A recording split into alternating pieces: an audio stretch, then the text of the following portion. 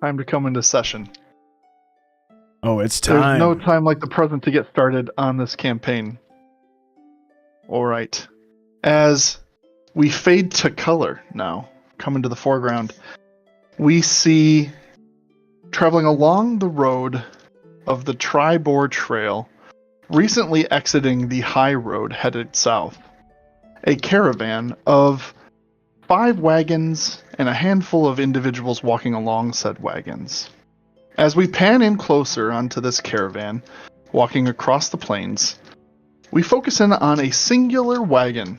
In this wagon, towards the front, leading the caravan, there's a couple of individuals riding along.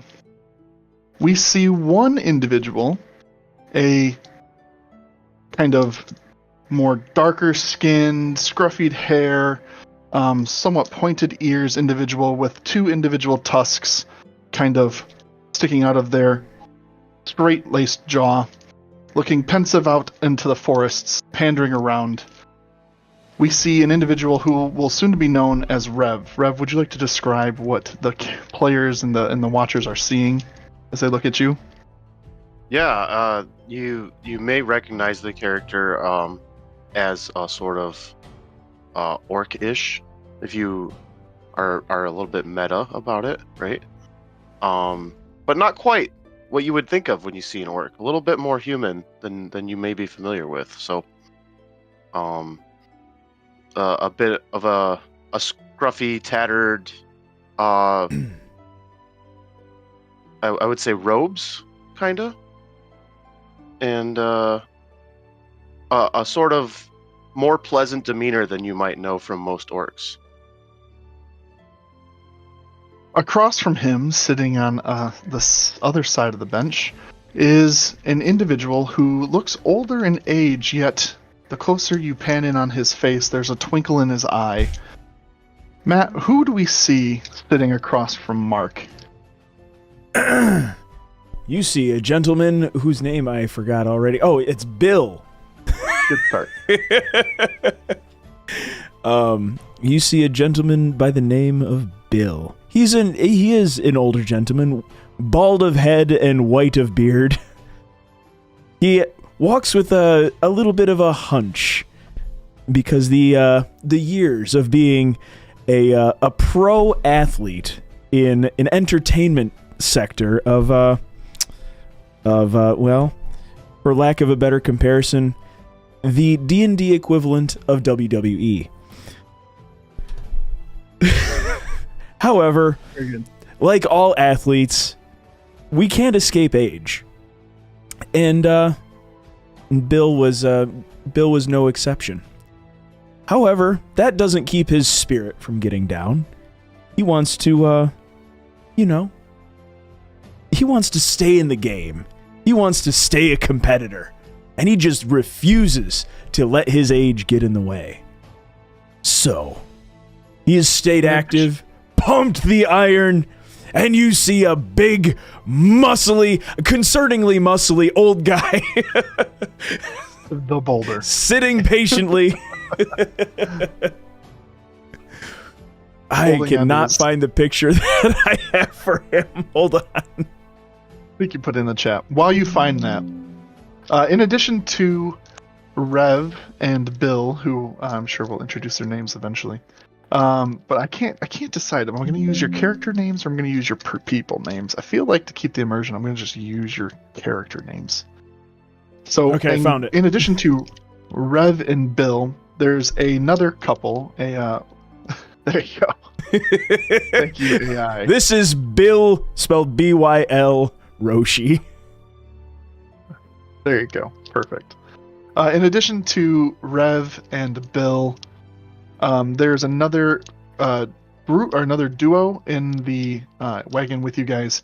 A impoverished-looking man, human, nice scruffy beard, simple plain clothes. Looks like he's probably a traveling farmer based on the grit and the dirt on his hands that has yet to been cleaned. And what you could assume to be his traveling companion, you might assume a wife, another human female next to her, or next to him. You guys have left Neverwinter about for 5 days on the road, traveling the high road, and another day on the Tribor Trail. You guys purchased a ticket to travel this caravan, which is all heading to Phandalin. It's a remote mining town that's recently reemerged and has been cultivating a civilization there over the past couple years. It's still tenuous. It's kind of an adventurous focused town. It's rugged. It's been destroyed several times in the recent histories of the Sword Coast, and most recently it's been picked up and re-engaged with by the town master, local leader of the area, which his name is definitely right at my fingertips. Harbin Wester is the town master of Phandalin. He's recently, again in the last couple of years, set up to build this town back up from the rubble. It's supported by primarily a mining town with plenty of room for agriculture and monster hunting due to the rich ecosystems between the Sword Mountains and the Neverwinter Wood surrounding the Tribor Trail. There's plenty of ruins and deep unexplored mines, and the promise of adventure and gold lure many to Phandalin these days in the hopes for notoriety. Rook, we're going to pan over to you real quick. As the camera exits the caravan that continues along its way, it finds itself at an intersection of the Tribor Trail and where the road to Phandalin begins. We zoom in and we see a scruffy-looking individual pulling a cart of homegrown vegetables and some small livestock to sell. Rook, what do we see when we zoom in on this individual? This individual is fairly unassuming. He has he's wearing a simple mustard-colored tunic, some tan pants, a pointed green hat that was probably once the fashion of his time, maybe a century or two ago. And he's also got some distinctive pointed ears that don't seem to fit quite right with his head. They're quite large even for an elf. He looks like he is a salt of the earth type individual, not here to dabble in any social graces in town. He looks like he's on a mission, and he's here to fulfill it. As you wipe the brow you wipe your brow with sweat from pulling the wagon pretty much on your own, I need you to make a perception roll for me. First roll of the game. Let's go. Ooh, let's go. First roll magic. First roll magic. First roll Hit magic, it with us. baby. Garrett, so I rolled. Did you find your? Ignore that. Thanks, Pete. All right, so we'll use that 12, that last one you rolled, which is plenty. As you sit there on at this fork in the road, you know which way to go to Phandalin. You've been there a number of times before. And as you're observing your surroundings and just checking and just taking a moment to catch your breath before you head your way into town to prepare for market, you see off in the distance, you see a caravan of wagons coming your way. Decent speed. What are you going to choose to do? I'm going to choose to I'm going to choose to ask if they would like to buy some beets. Some homegrown beets. Okay. So you pull your car off to the side, I assume, just to not impede traffic. Is that correct? That is correct, right. Yes. You pull your car off to the side of the road, you hitch up, you kind of sit on the corner, and you wait. It's, time's passing. They're steadily making their way forward. After about 35 minutes of waiting for this caravan to finally make its way to you. You see it's quite larger than you initially saw it. You see about 5 wagons and about 15 individuals walking alongside. You're not sure. It looks like, based on that perception score, we'll just keep it with us. You see a couple of wagons have individuals riding. Most are filled with goods for selling or for trade, or they could very well just be supplies that have been ordered for Phandalin. How do you want to hail the lead wagon? I would like to step directly into their path with a hand outstretched and wait for them to acknowledge me. I'm gonna need you to make And hope just a that quick, they acknowledge you. Make a performance check for me. Okay. This better work. Rook's gonna be re-rolling a character. So we had a 9. Okay. Yeah. As you step in front of the wagons, which have been traveling at full pace as you've been watching them come your way, you put your hand out just to wave at them, not really minding exactly how far into the road you actually went. The driver, though adeptly, sees you and sees your indication, but it's a little late for him to fully stop in time, so he veers his wagon and his horse off to the side a bit. I need Rev and Bill to make just a little bit dexterity saving throws. Dexterity saving. Wow. Oh. Uh-oh.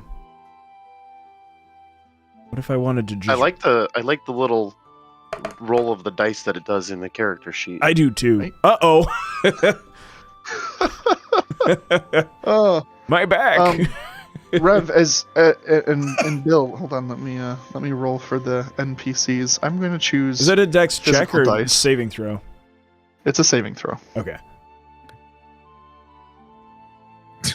I'm back. As the wagon driver veers off onto the, just kind of onto the shoulder of this road, which they're not well-made roads, right? This is certainly not fully cultivated society. These are trails at best, certainly littered with holes, with maybe mud and rocks. As the driver swerves out of the way to avoid hitting this random elf who popped in the middle of the road, it hits a large rock on the side of the road and it jolts the wagon. Rev, you managed to catch yourself just barely on the kind of sides of this wagon. It's kind of an open wagon, has a slight cloth cover just to keep the rain and such out, but it's open on the sides. So you grab yourself, you catch on.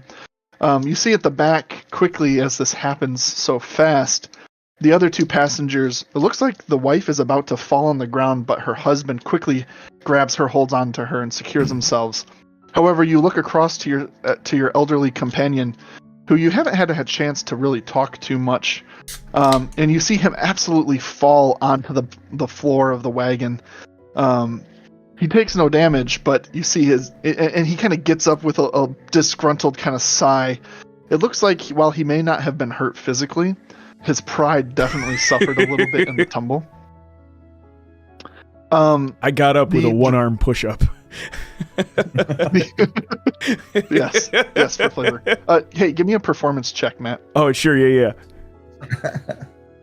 Performance. Oh, I don't have very good performance. Uh-oh.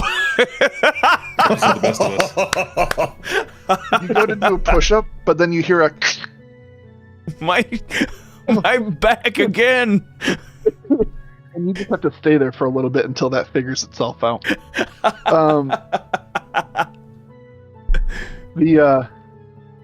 The wagon driver looks to you, to you, Dwyde, thank you. It's like, how do I say his name again? Dwyde, and says, "Whoa there! You can't just be walking in front of wagons like that. Are you crazy?"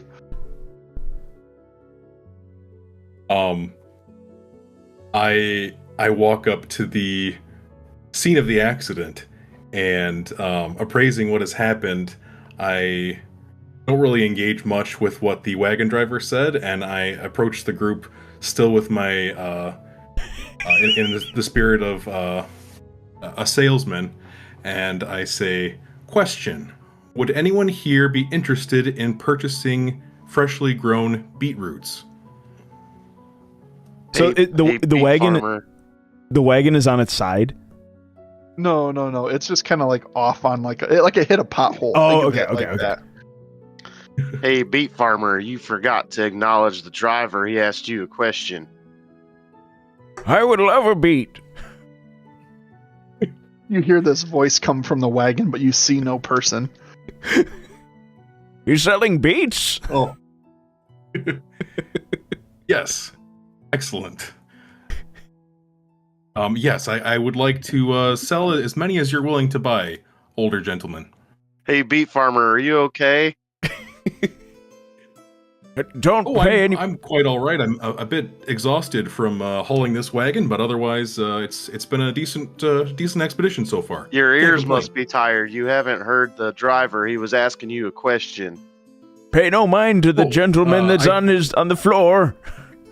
As you look at the driver's already gotten off his cart and is shaking his head and is looking at the side of his cart, checking the tires to make sure nothing is broken. At this point, Yes, I'll do I it. have collected myself? You have gotten up, yes. You're sitting in your seat again.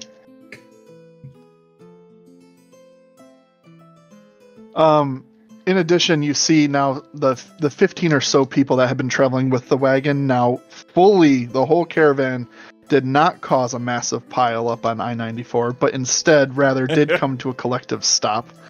You see no other injuries or hear no other commotion, but some of the individuals are now curious as to what have happened.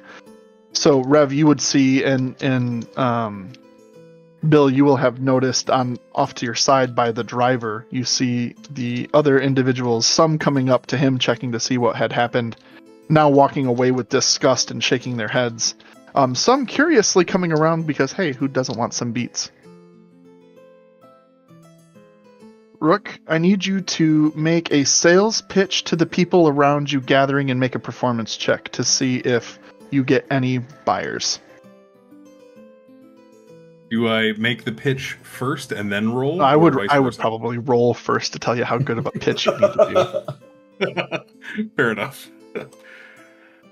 Does Rook's character, does Dwyde, relative to Bill, does Dwyde look like a young man?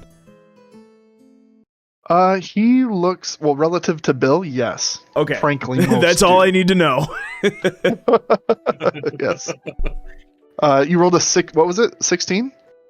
16 with my modifier. All right, that's pretty good. That's pretty good. Make a very compelling pitch to these people.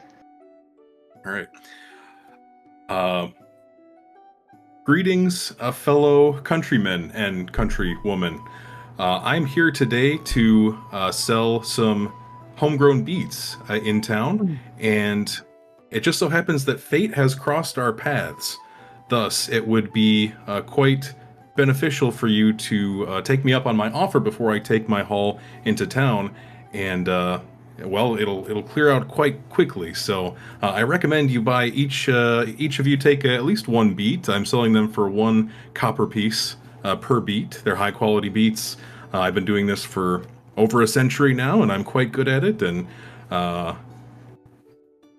it will be a nice snack to take on the ride home, and reminisce about this quirky story of how we met here today on this road.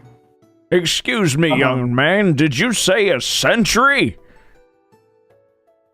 Do you know how long a century is, youngster?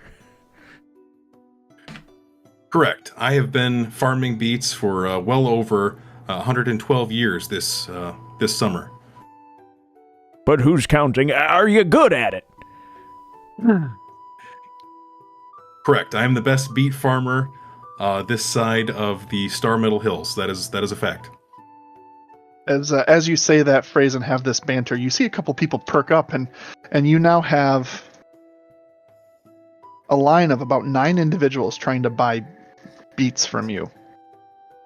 As you head over to your wagon to resolve this, and Bill or Rev, would either of you be purchasing beets from this farmer.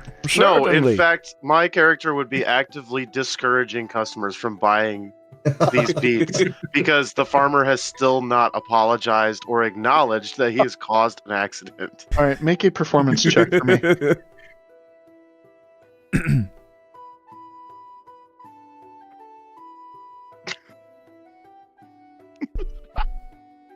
You've convinced nobody. You rolled a 0. In fact, in your attempt to dissuade people, one more person comes up and says, "You know what? Actually, I'll take one too." So 10 people follow. What is it? I keep wanting to say Darude, but I don't know if I've ever Dwyde. actually seen a 0. Dwight, but Dwyde. yeah. Follow Dwyde over to your cart stall.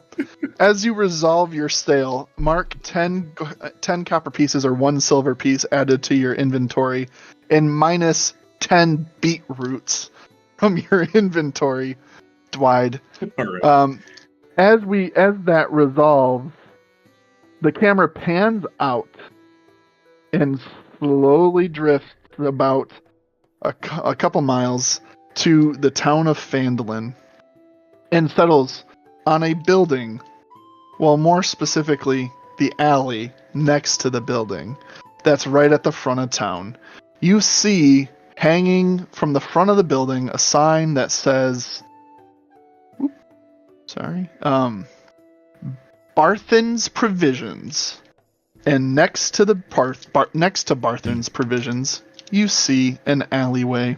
There's littered cans and trash and baskets and bins, and there laying on the ground is an individual who is slightly dirty, slightly dusty, and just waking up from a long, long night. Garrett, what do we see? You see Pete. Pete does like a little bit of the spicy water, and he's kind of gotten by. He was a washed up guard, so he knows his way around the streets. But he lost his job. You good? Hold on. That can be it. Okay. I'm trying to read the thing you gave me. I'm like, You only need to give me physical descriptions. You don't have to go into your life history. Yeah. No one here needs to know. Heard. He still has the dirty, dingy, like guard, like shirt, but it's definitely not an active one. And yeah, he's just sleeping on the ground, no hair. But he's very dirty. Cool. Yep. As you wake up, you walk into a frequented establishment of yours, the Provisions. Welcome back. Hi, Rook. You Hello. messed up my camera. Well, I'm so sorry. All that success with the beats. Just like me, isn't it? Yeah, That's it's just better like Druid. Okay, good. You walk into Barthen's Provisions looking to get a bottle for the day. You can't day drink if you don't start in the morning, and Amen. you check your pocket and you have a little bit of change in there, something to get you through. You walk up to the front desk where you see your old friend Elmar Barthen. He is a lean and balding human man of 50 years, and he's been a good friend to you for your time in town since you've come here looking for work and for success. You lean up to him, or he leans over to you and says, Pete, we ain't got no drink for you today, sir. I That have usually a goes well. few coins in my pocket, and I know that there's a bottle that costs this amount. So I put that bottle up on the counter and give him the money for it. But I grab the bottle next to it when I leave. So you try. Okay, so I do a switcheroo. You're gonna put an empty bottle up there. He says, Yep. "I'm gonna take this one," Yep. and you're gonna And then- grab a bottle that's And I'm next gonna do to it. and then when he's not looking, I'm grabbing the bottle next to it. Yep, that full bottle. The old switcheroo. All right, go ahead and make a sleight of hand check. Okay, hold on.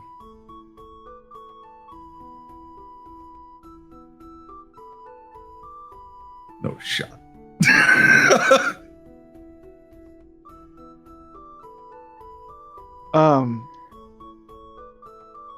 So you go ahead and you put this green brownish bottle on the counter. You slap down a silver coin, or a copper coin, and you say, I know you got the good stuff.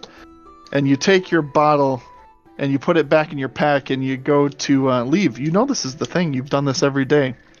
And he just kind of lets you go. He goes, I'm telling you, boy, there's we ain't got no booze in here. In fact, we're waiting on a shipment of that booze coming in from Neverwinter just today.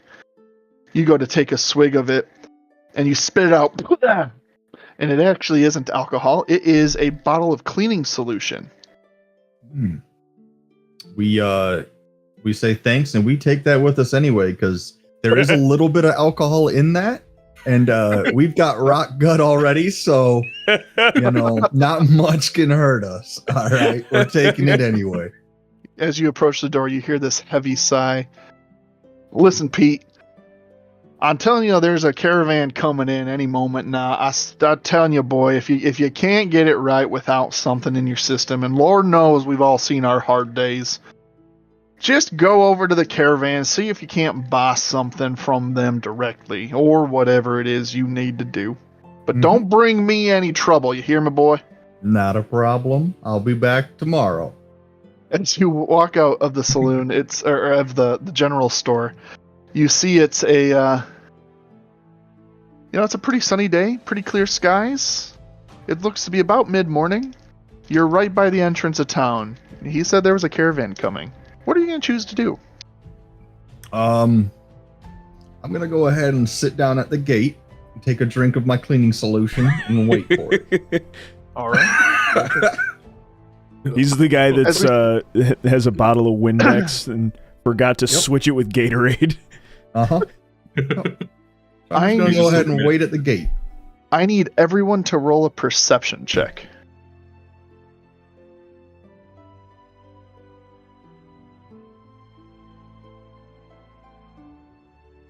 I have perceived. I was gonna say if I roll low again. Pretty good for the people out in the crowd. And Pete with a 21. My goodness, those are great rolls, guys. Way to first game magic. I can't wait for those rolls to get progressively worse. I've already rolled a 1 and a 20, so I don't know what else we can do here. Yeah, we've had 2 crit misses already. One was reduced to a 0. That is true. True. I might as well get a critical coin instead of a die.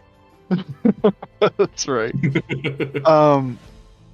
So I'll start with the caravan first. Well, you know what? I'll start with the caravan first.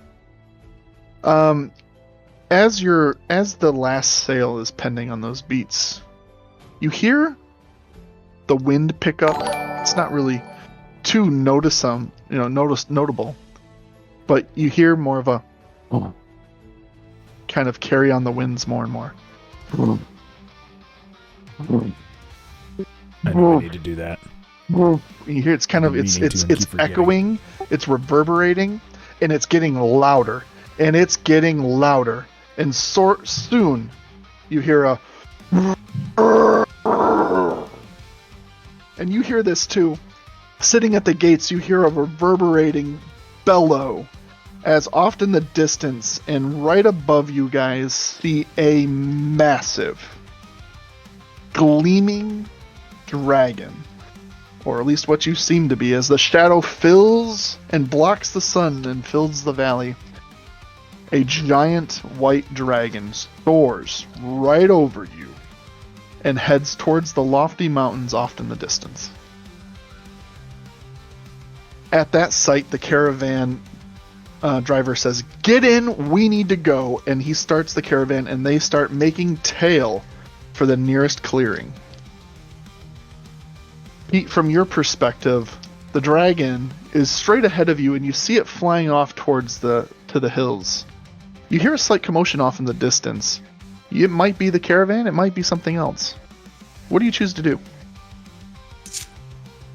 I'm gonna slow walk out that direction because there's not a lot that can if it is a dragon, that's fine. Or if it is the caravan, I'll walk to them. So I just start casually walking out that direction. Cool. As you guys quickly make your way to a clearing, you find some spots under some low-hanging brush. You know darn well you don't want to be caught in the open plains when there's a dragon flying about. Whether he was interested in you or not doesn't really matter. Now's a great time to kind of bunker down. Yeah, there's a dragon. The dragon carries on to the mountains. You make your way to a tree line. Make a perception check, the three of you. The three of us that are out there. Yeah. The three of us that are in the field. Perception, you said? Out there. Time to perceive, yes. Baby. Let's go. I perceive a lot. With your eyes. My brand. Let's see. Bill, Rev, and Dwyde. Wow. The most perceptive man in the world. It's a critical perception. He's mostly eyes. He can see into the future.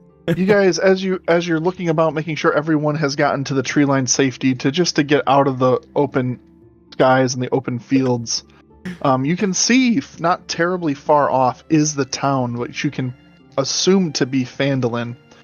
Dwyde, you look, even with your special merchant eyes, trained to find someone who's clearly in need of something, hoping it's your beets or your produce. You see an individual who's peeking out of town, who looks like they were watching the dragon fly, and looks out towards your direction, is making their way towards you with that excellent roll. In addition, with your excellent perception rolls, as you get close to the tree's edge, before your caravan driver can fully park, Dwyde, you see it first, but you see some movement in the trees. Rev and Bill, you also quickly pick up on this from your lead cart. What would you do if you're in the lead caravan cart and you see some movement in the trees ahead of you? Is the cart mobile, or are we in the cart that crashed? No, you're in the cart that it didn't crash, it just hit a bump. Oh. So the wagon is fine. I understand. And over the course of Dwyde selling his beets, the driver's gotten it back on the road when the dragon appeared. Is Dwyde on the caravan right now? You guys are back in your seats, and now going along this path towards the trees, trying to get out of, in case that dragon circles, and you see some movement in the trees that you're approaching. Dwyde is What in is the powering caravan? this wagon? Is this horse-drawn? Yes, it is. Where's Dwyde? Dwyde is at the back of the caravan. Okay. It is now a 6-wagon caravan. Oh, nice. He's propelling his own wagon. He's pulling it. Hey, Keeping old up, though. man. Do you know how to drive a horse? Well, I mean, I've a time or two, but I'm more of a fighter than a rider. Make that horse go faster. All right. And I just kind of spit on one of my hands and I rub them together and I reach forward and I slap the horse's butt. Oh, there's so much to unpack in this action play. I would like you to make an acrobatics check Oh, God. to see if you can't reach past this man who's driving to slap the horse's ass while you are sitting in the back seat. Let's go! Wow. I'm very athletic. You know These what? old He's not bones, very- they move. All right, now I need you to make an animal handling check to see how well this horse responds to your ass slap. Shouldn't it be poorly? Not if you handle it well. You know what? That's not bad. It's more than I expected from Bill. I'm gonna be honest with you. He's got some. These hands have worked. So the driver is looking up at the skies, trying to see if it might be circling back. And as he's looking and straining around, you deftly jump up and smack this horse's butt, and it kicks into high gear, and it goes full tilt. The driver, let's see if he can recover. He cannot recover. He loses the reins as the wagon jolts, and the wagon goes veering at full speed. As the rest of the caravan is watching this, they see quickly this wagon taking off, assuming the worst because there was just a dragon, and they trust this man leading this caravan. They all, and you see this caravan pick up speed. Druid, the group in front of you just starts taking off at a faster pace. Are you going to try to keep up with them? Yes. I need you to make an athletics. I need you to make an athletic check as you pull this wagon along on your back. You're just time to goose it. Yes, your long journey to this point has really worn you down. You're not quite as fast as the rest of the caravan, but you give it your all. As you go, you get a little bit more labored as you move. Your movements become more exaggerated because you're just trying your hardest to keep up. You do lose. Period. Hold on. You lose 2 radishes. Or 2 beets, that's what you're selling. You lose 2 beets as they go rolling off the side of the cart due to your exaggerated movements and fall into the wayside.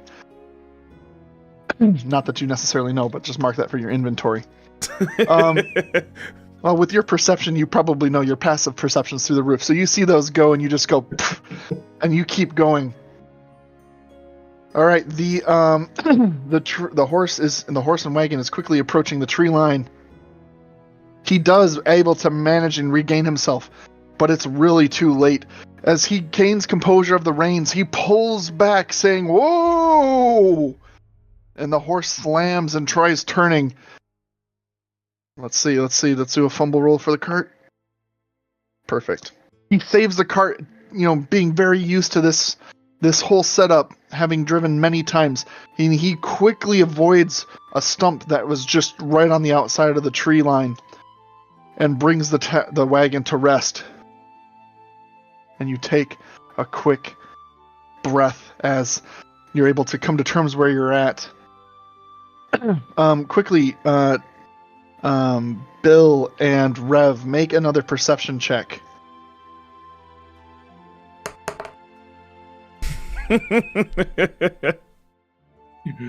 Uh-oh.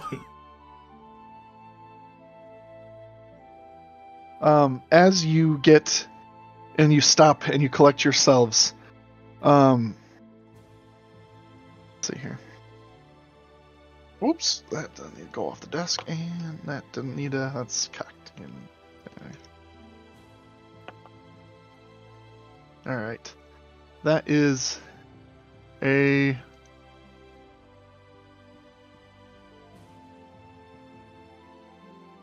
That is a 12. So Rev, does a 12 hit you? No. As you stop, you breathe. Everyone takes a second. You see, and 2 tunks hit the side of the wagon. One right where your arm was, but you had just moved it as you braced for stopping. The other landed on the seat next to the driver. As you look out into the trees and you see 4 yellow, beady eyes staring at you from the treetops. I'm going to need all 3 of you to roll initiative. Garrett, can you make an athletics check for me while they're doing this?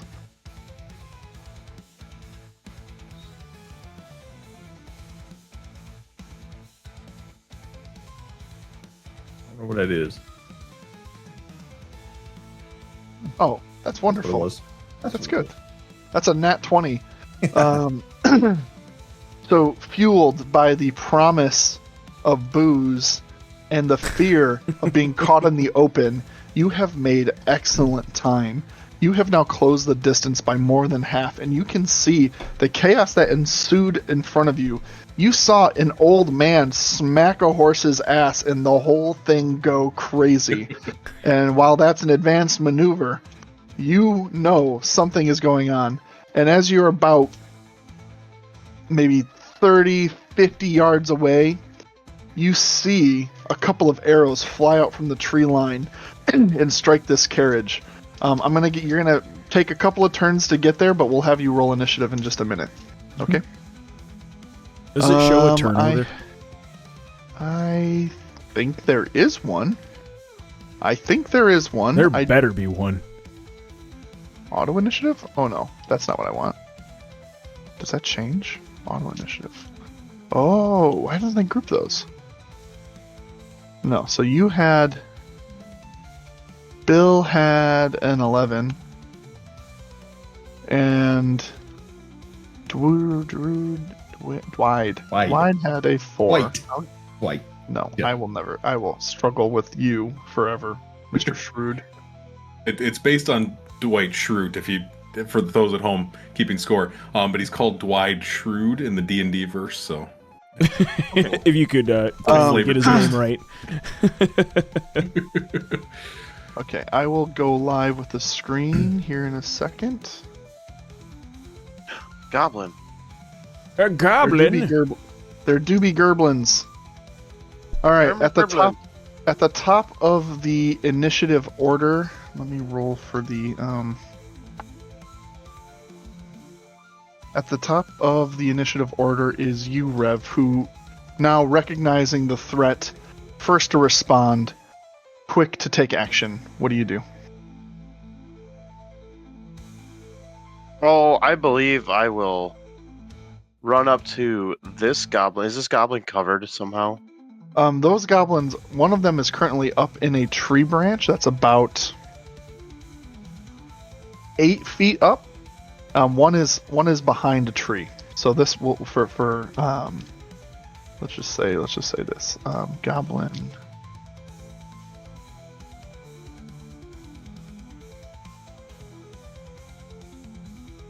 We'll just do that for the sake of placement.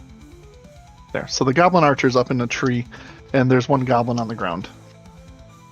All right, I shall be approaching this goblin. Okay. And swing the old mace. Swing that mace, though.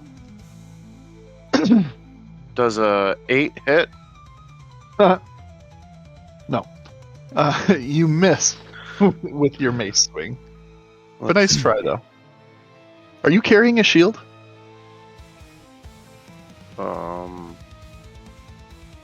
Yes. Yes. Okay. Wait. Let me get you a correct answer to that. The answer is yes, I am carrying a shield. Yay! Good job. Just want to get the mental picture here. That's right. So you rush over with your mace and your shield, and you take a mighty swing. But this is a deft goblin. He's used to ambushing travelers. And he quickly tucks behind a tree, and your mace swings, boom, connects. But the shock reverberates up your arm as you strike only tree. Next in the turn order is the caravan, and you see the leader gets out, says, "Hey, goblins, run to the back!"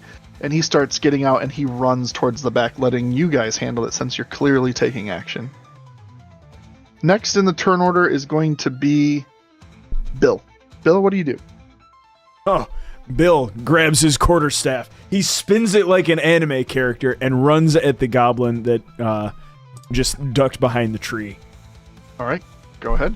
What are you going to do? He's going to swing at him. Smack, smack, smack, roll for smack. Okay, so let's see. Bludgeoning, what is this other one? Because I want to swing two-handed. Does it make a difference? No, it doesn't make 1d8 plus 2 is grayed out. The damage is different if you roll if you hit. The swing itself, I don't think, unless you have Oh, I'm sorry. Yeah, I'm looking at the bonuses. DC. Or I was looking at the damage, not the attack roll. Yeah. You want to do? You got to hit it first, mate. Mate, I didn't hit it. You must have. As you ran over, and it was so cool.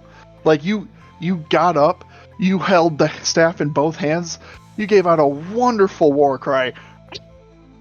And you jumped off the wagon, twirling your staff. You landed in an action pose. You ran up and you swung. And just as you were about to swing, you hear it. Oh, my back. You didn't My quite back. make it. Ah. You missed. Next in the order, you see the goblins.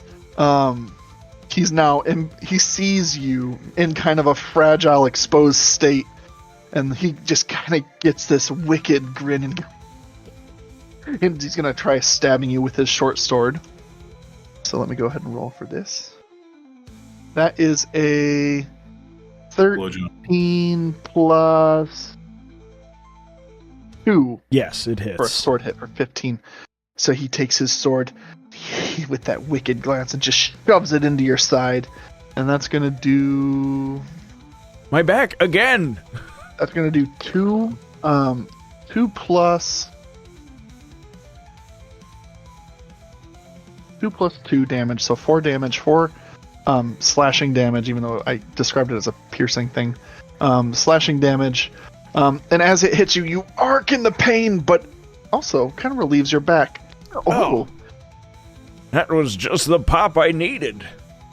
Mark, the one in the tree is going to aim his crossbow at you and take a shot at you, and he's going to hit with a... Well, he's going to attempt to hit with a... Oh, that's not going to do it. That's a 3 plus 4 to hit on range, so that's 7. That misses, I assume. Yeah, it does miss. Yeah. I You have a raise higher, your shield, armor class than that. you just take that arrow, and you look back and you give him a scowl.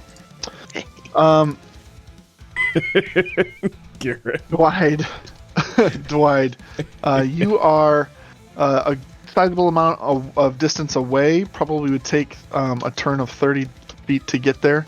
What are you going to do this turn? I would like to note, in character, my walking speed is 35 feet. Perfect. But He announces to himself. I think I have a ruler. Let's see. while I am approaching, I will take It's only out 25 my... feet to get to the goblin, so you can get there. Excellent. I get there. I attack the goblin nearest me with my sickle. All right. Hit that man Reaper style. What you got? Don't fear the Reaper, but fear the beat seller. The Beatman. What do I roll? The beatman. Roll to attack off of for your sickle. Ooh. It's a 19 hit. Ooh, you know a 19 do hit. It do be hitting. The Reaper man comes for you. And roll your damage, man. Roll your damage, Reaper man. You take a cut and you just right into the... Actually, so hard it actually gets a little wedged in the tree, but you pull yourself free. You see a giant gash on this goblin's side, and that wicked grin that he had given Rev is now faded to a little bit more of a terrified look as he is bloodied and bleeding down his side, now fearful of his life now that he's being overwhelmed by 3 individuals. That brings us to the top of the turn order, and lo and behold, you see this because of your high passive perception, Dwyde, but you see running up the road at an impeccable pace is a man who is now about 60 feet away, or less, or so. At the top of the turn, it will be Rev's turn on turn 16. Whoa! How's everybody looking? We're good? I got shanked. You see the old man in front of you pressing both his back with one hand and holding his abdomen where he was stabbed with the other. His stabdomen? He's stabbed him in, yes. Don't worry about me, young man. I've been stabbed before, I think. I think it's time to grab the mace again and just give him a little bat.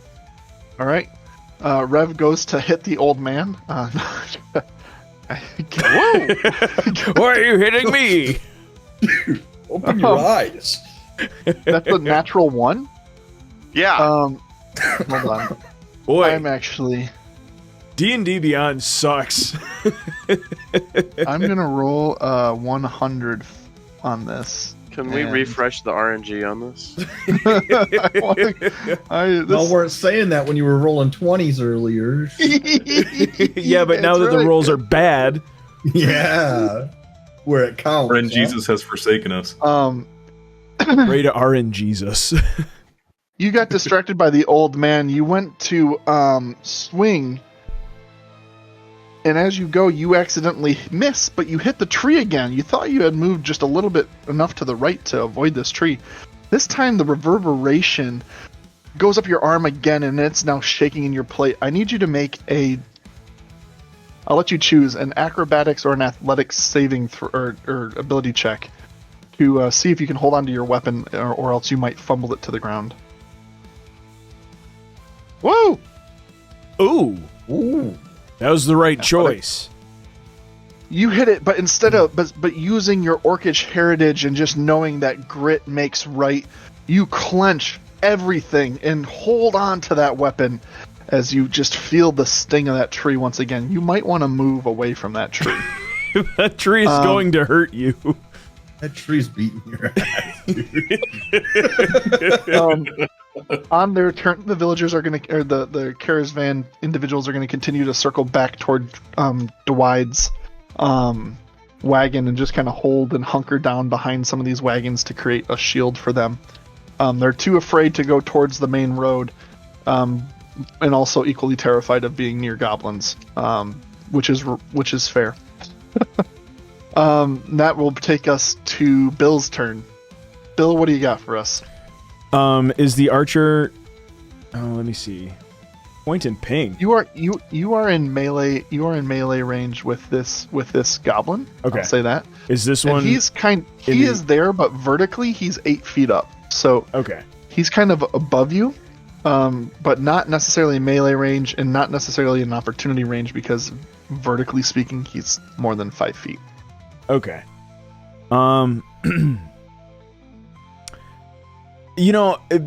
Bill's gonna pay attention to the goblin that, stabbed him.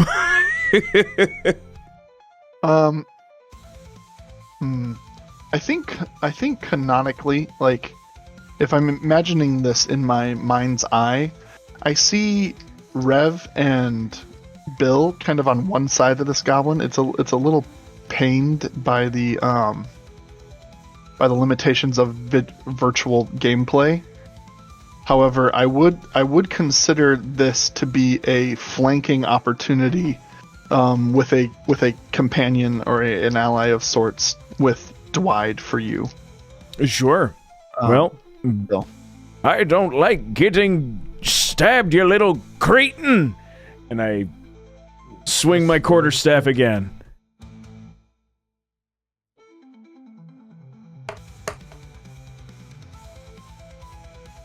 Hey, 17 hits. Go ahead and roll damage. Oh yeah. Now, Give me bonk damage. Roll for bonk. damage. Now, okay, so Let's go bonkers, please. I don't understand why. So I've got two buttons. It's 1d6 plus 2 and then 1d8 plus 2. I'm guessing the 1d8 you plus swing 2 is two-handed. Is versatile. Yeah, so two-handed swing. Yeah, Yep. that's what I want to do. Yep. Okay. Boom! 8 damage. Very good. So you come here, you little gremlin, and you give it a good old whap right on the head, and your quarterstaff finds that corner between his neck and his shoulder, and you hear a crack, just like I just had. Ow! And the I think I goblin heard falls that. to the ground in a slump. As it gets hit, it lets out a belt and crumbles to the ground. That end your turn. Or you can move. I'm gonna turn and face the archer. And Okay. I will not move. You just kind of look up, ready your staff. I point at, I kind of wave my staff at him. Now you're next, you little you thing.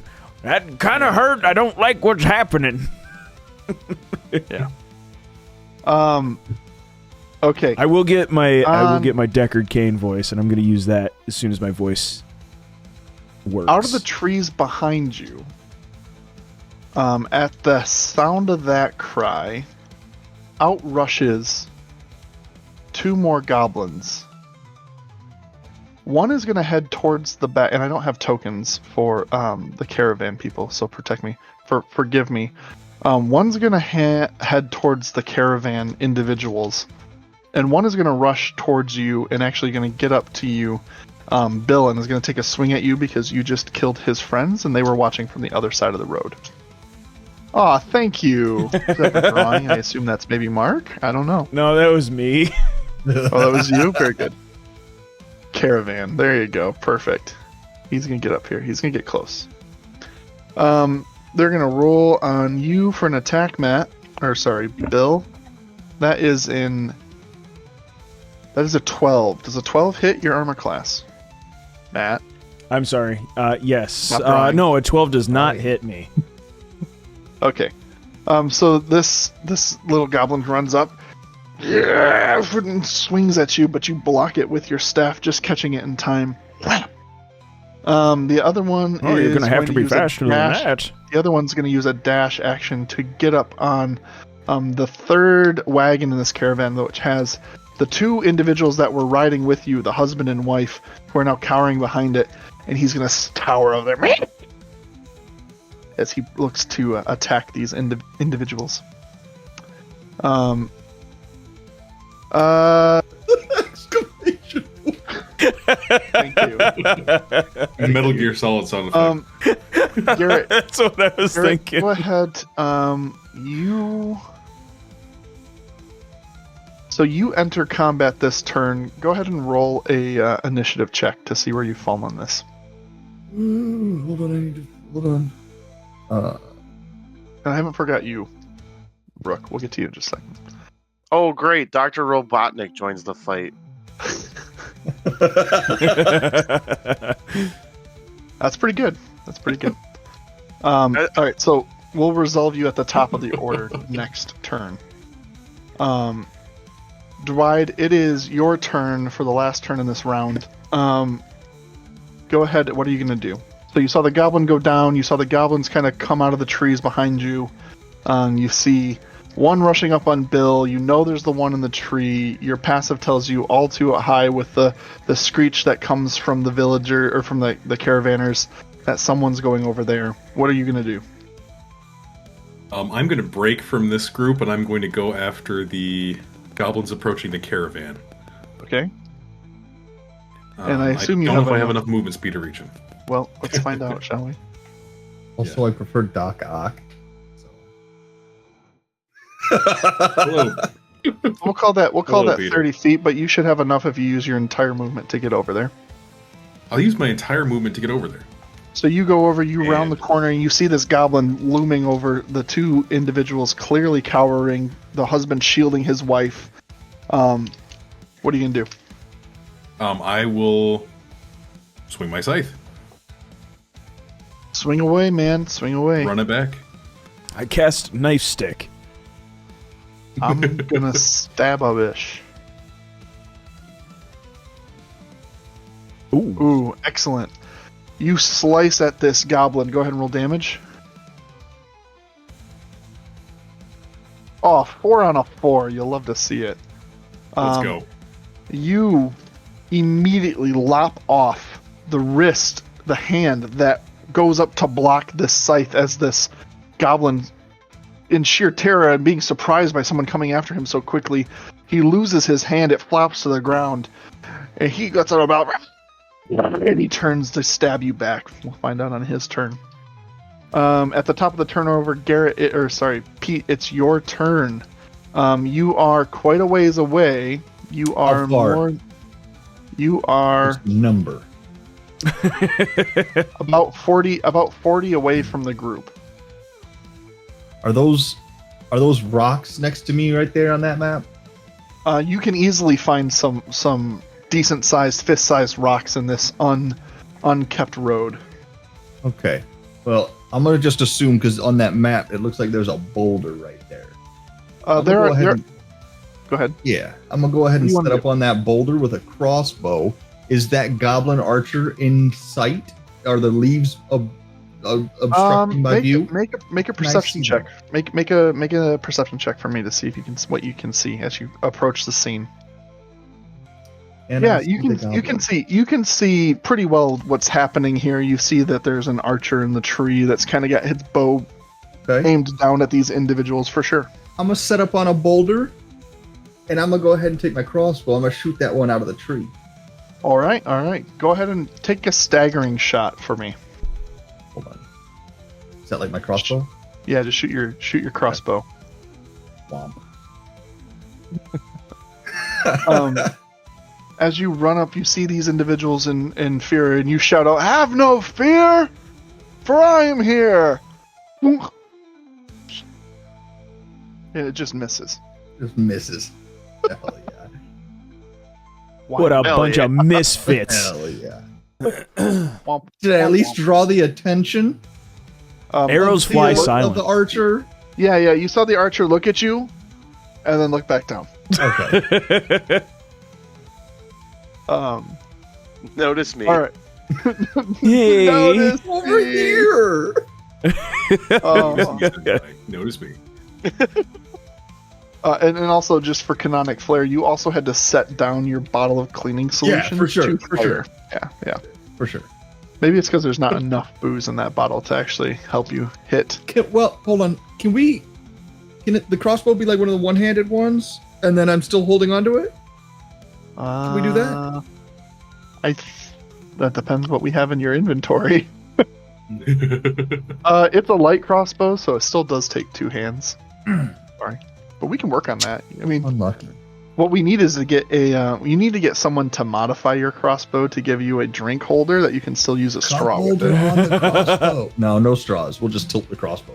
There you go. Reloading. Glug. Reloading me. Yeah. You never really know what he's reloading. It's part of the game. All right, Bill, you're up. What are you gonna do? Or sorry, not Bill. Rev, it's your turn. Woo. Where am I at? Oh, there's another goblin here. Yeah, he ran up on me, tried to hit me, but Bill's too fast. Yes, you can move over and to attack this one if you want to. I kind of want to, but that one's only 20 feet away. But then Bill would be by himself.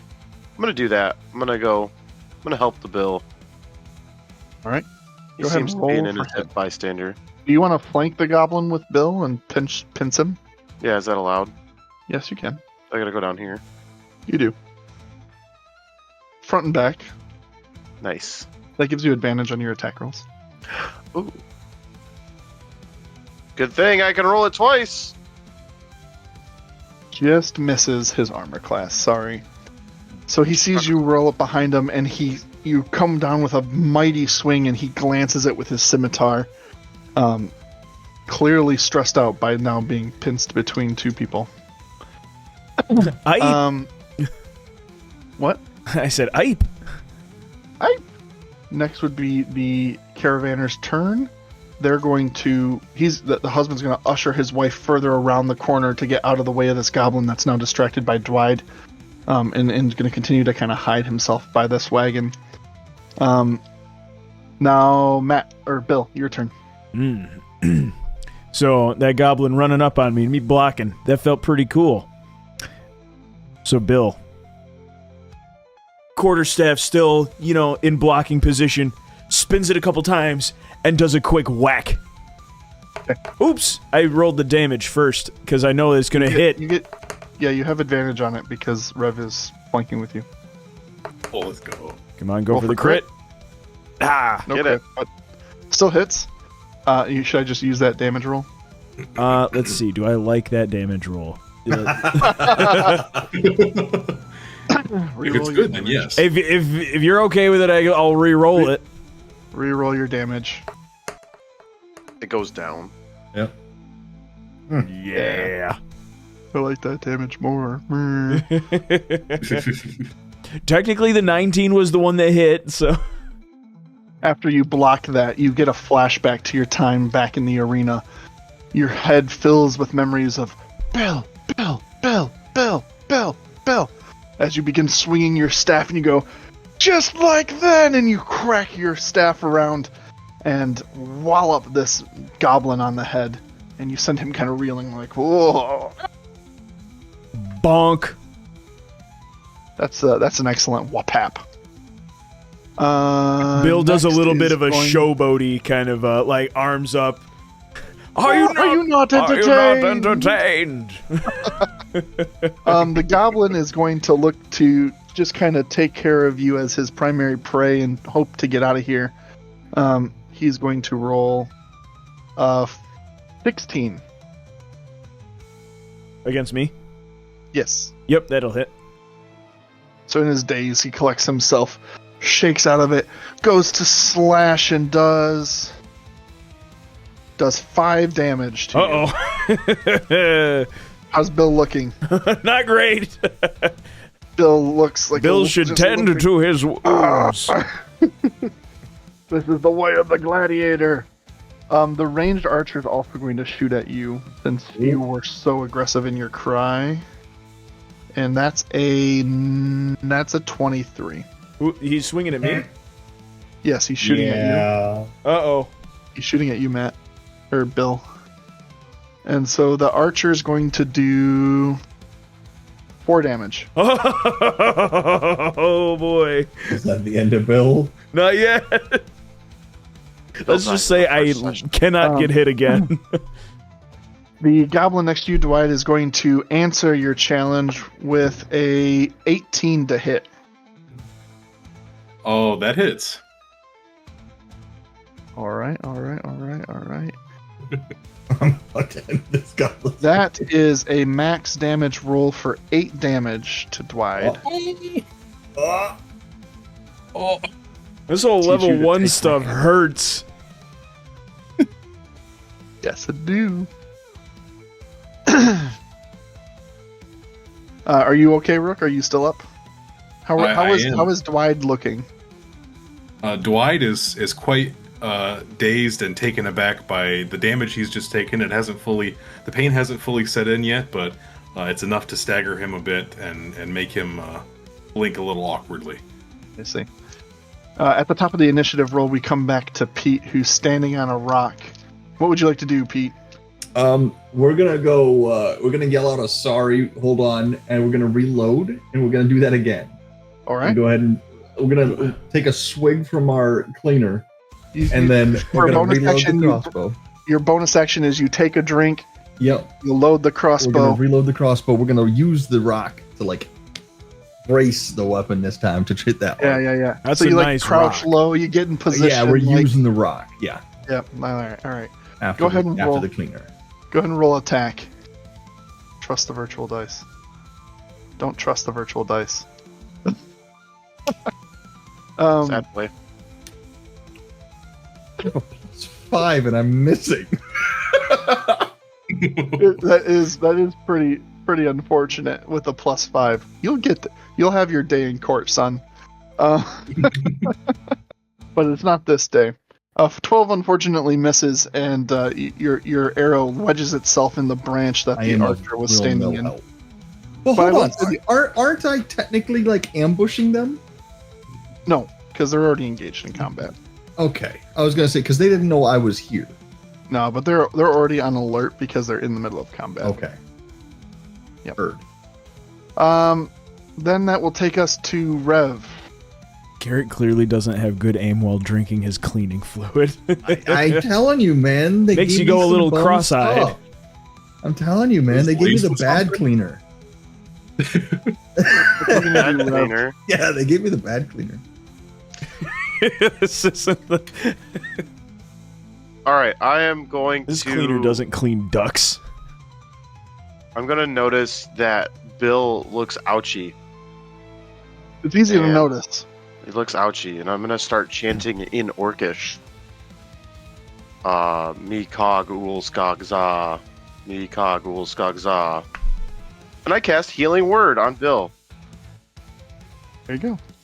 Bill, you feel the warmth. Congrats, you got both ones. You got both ones. Yay! You take 5 health, and you feel this warmth radiate over you.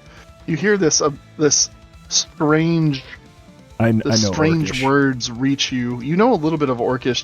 Do you know Orcish? I do know Orcish. From your time in the arena, you recognize that this individual behind you is chanting a prayer of health towards you from his people. We'll just go right to By the Bill's because gods, the lad, caravanners are that gonna felt continue to good. high. So, Bill, it's your turn. You like when I pray for you? Yes, I Sending think that thoughts you and should pray prayers. for me more. But that was just the boost I needed. Take this, and I swing yet again.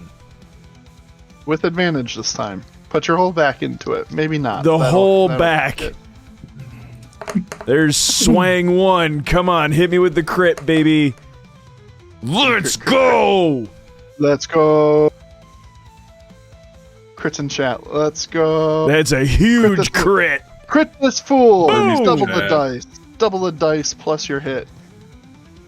Just roll a one-time hit and we'll double it manually. We need Oh, a you can crit do it. emoji. Oh my, it automatically added the crit.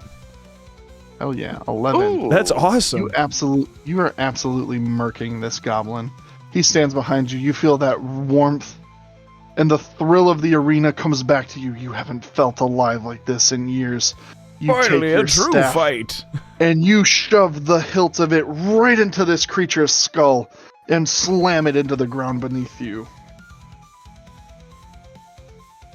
With that, he's defeated. Woo! Good teamwork, Bill. That was fantastic. I think, as we're swinging and clanking swords and stuff, I think we make a pretty good team. I've seen worse. Next is going to be the archer's turn. He's going to use his full movement, and I'm going to roll an acrobatics check here.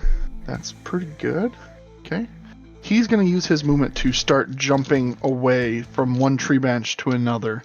It's slower than a normal run, but he's going to use his entire movement to move into the wood more. So he's about 15 feet away from you and still about 8 to 10 feet up in the air. As he rounds that corner, Pete, you can still see him, though he is further away now from you. You may need to get closer in order to hit him appropriately. He's about 40 feet away. Okay. Well, even What's the range on your bow? 80. Hot. it is it is 80, so you can still hit him. I mean, you probably can't, but you can. Yeah, I was gonna say. Well, he's got some cover now because of the way the trees are, but you can still try. Am I up?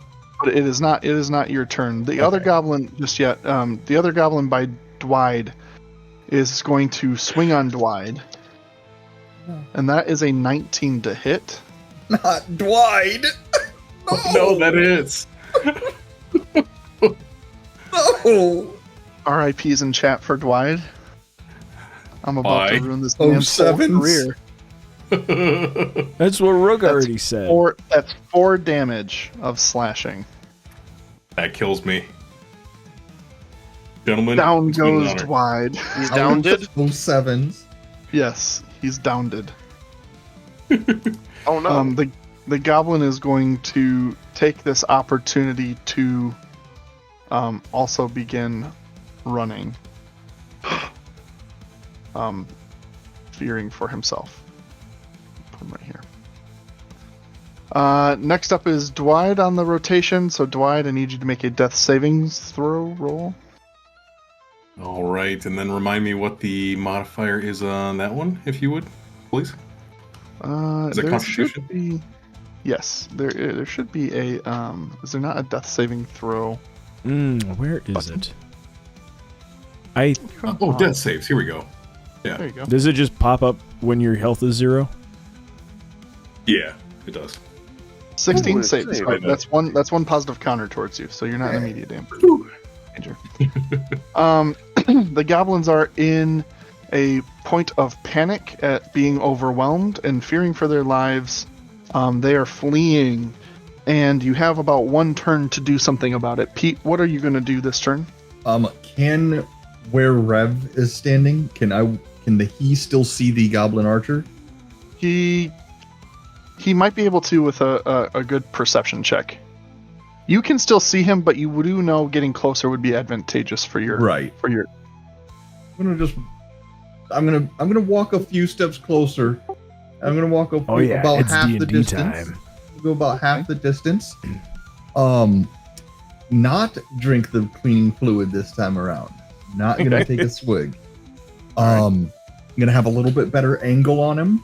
And this time I'm gonna use the other hand. I'm gonna switch hands. Oh, okay. I see what you're doing. Hands. Yeah. Yep. And then I'm gonna take another shot at this archer. Yeah. Got it. That makes perfect sense. Yeah. I'm a little sauced at this point. I'm very sauced at this point. I'm cleaning solution.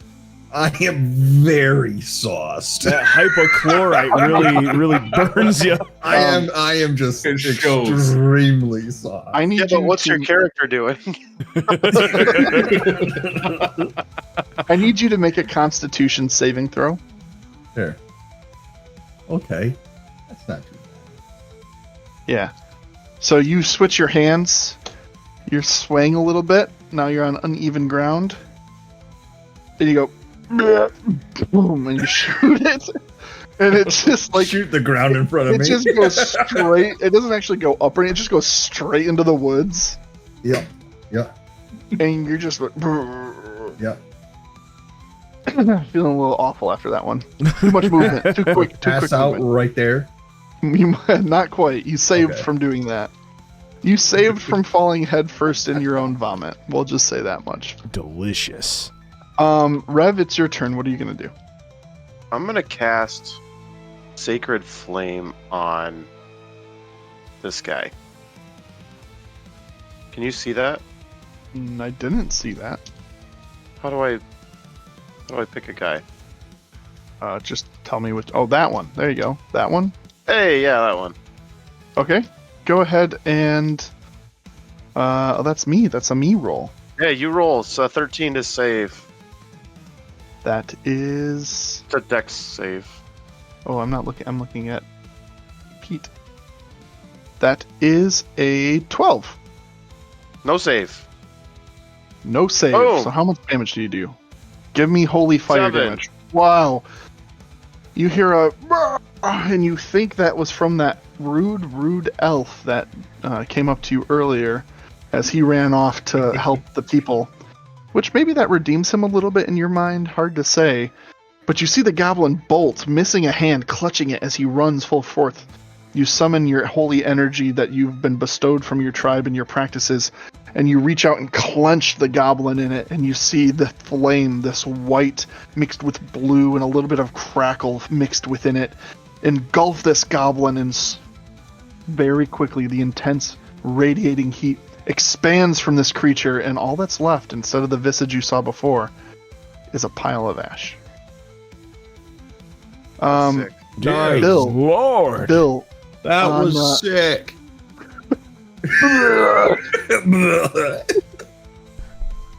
Bill, on your turn, what are you going to do? By God, man, it was just a goblin. He knows what he did. I mean, I like to squish bugs too, but that was quite a spectacle. It was fantastic. That just a goblin almost killed you. No, this is just a flesh wound, and so's this one. What type of crossbow was that? I need to get me one of those.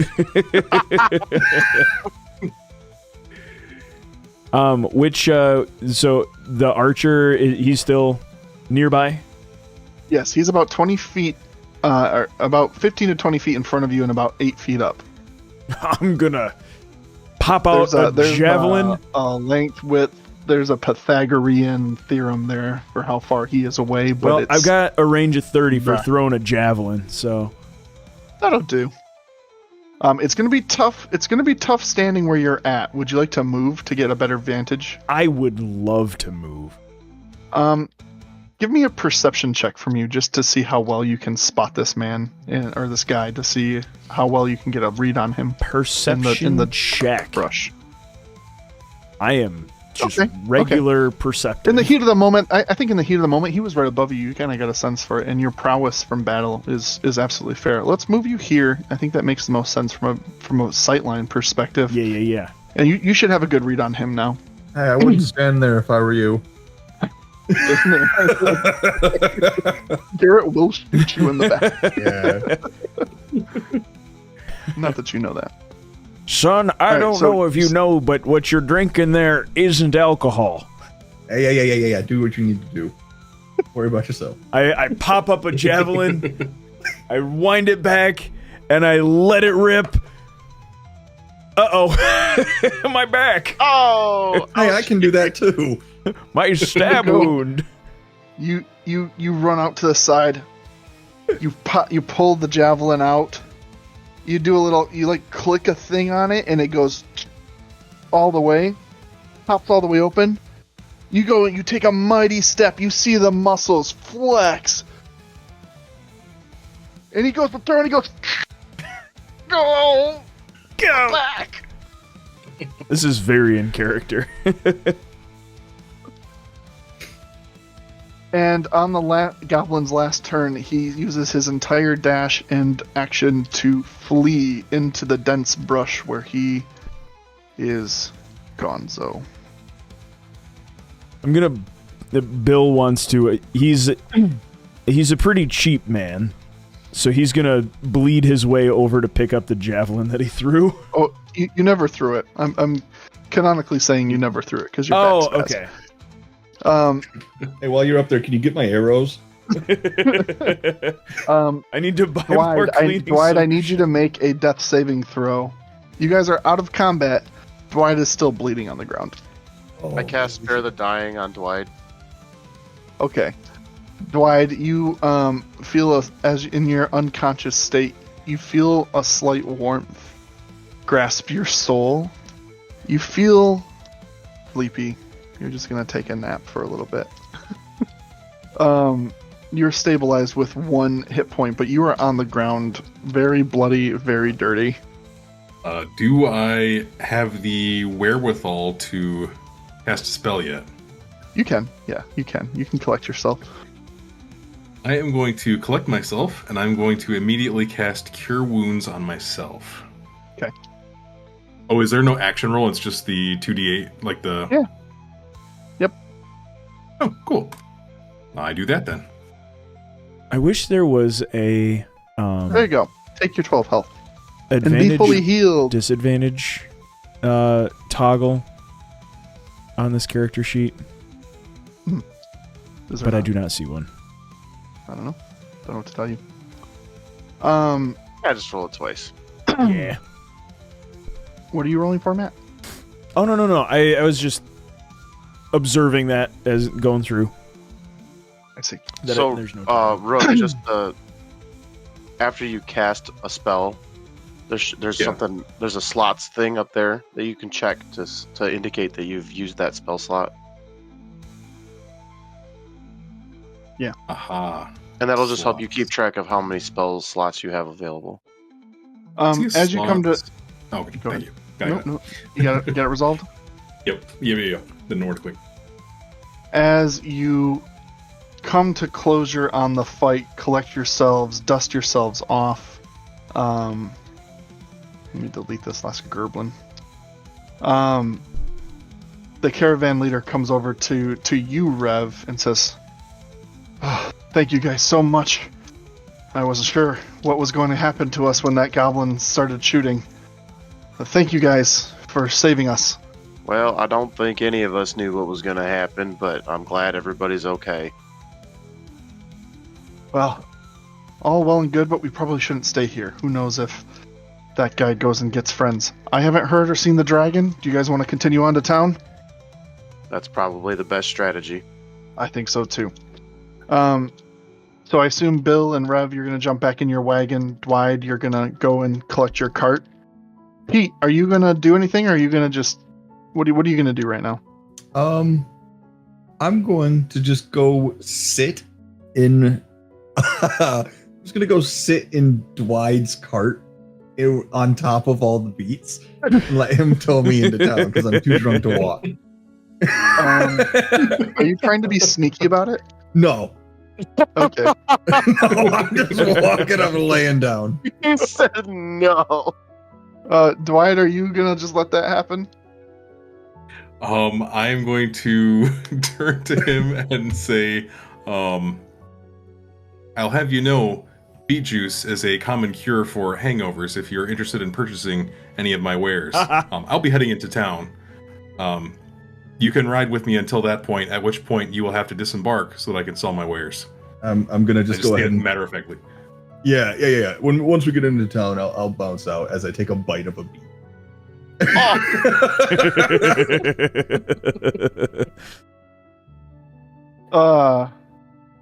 You guys make your way into. Sorry, what did you want to do something? Oh, I was just gonna. I was gonna continue the dialogue of the beats.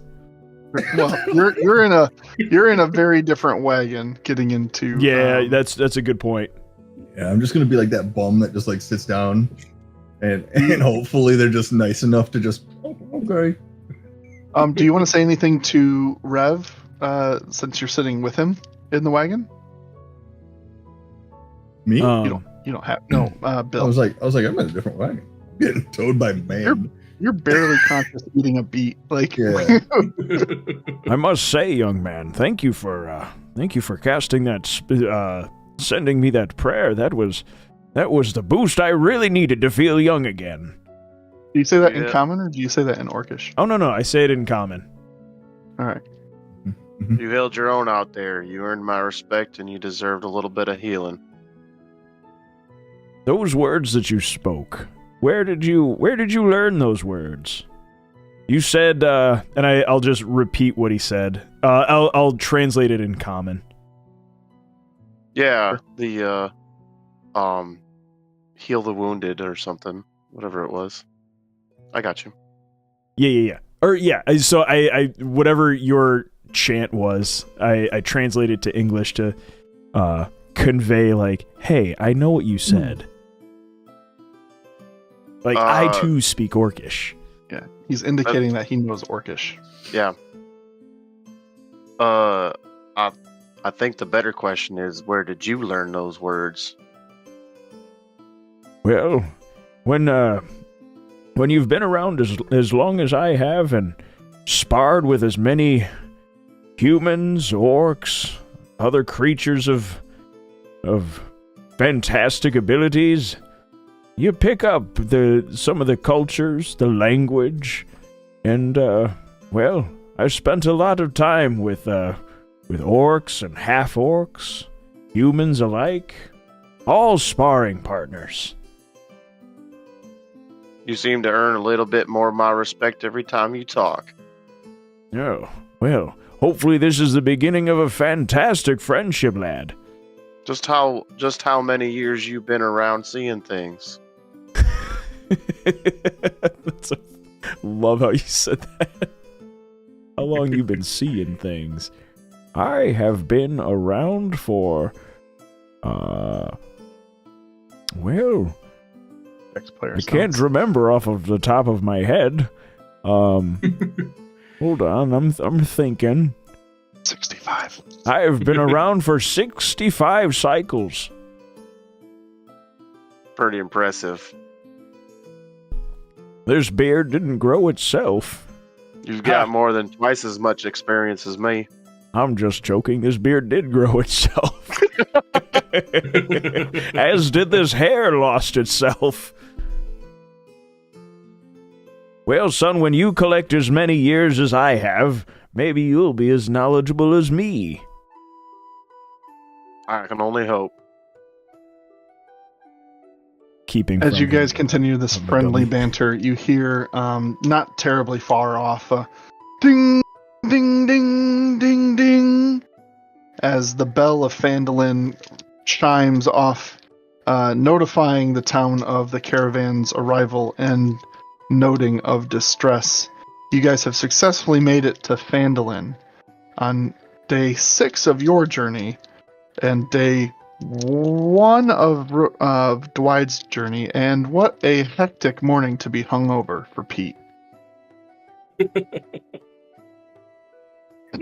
the caravan enters into town, you pass a rather large wooden building with the sign, oh goodness, where did it go? Barathen's Provisions.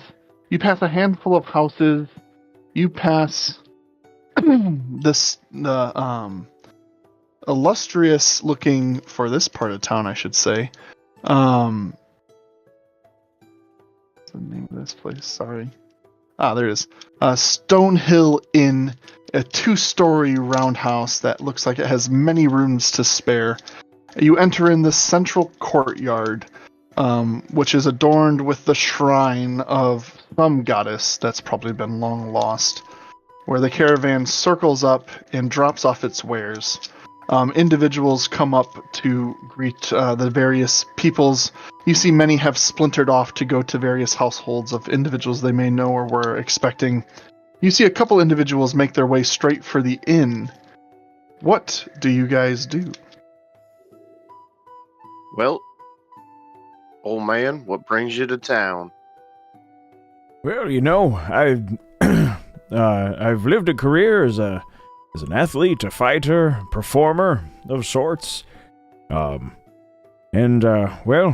I always like to see the new any city that I've never been to. So this is more of a I'm just traveling. Taking me wherever the caravans go and enjoying the new places that I find. All right. I came to this city to get some culture under my belt, so we may be on the same goal. Do you wanna go together? Let's get cultured.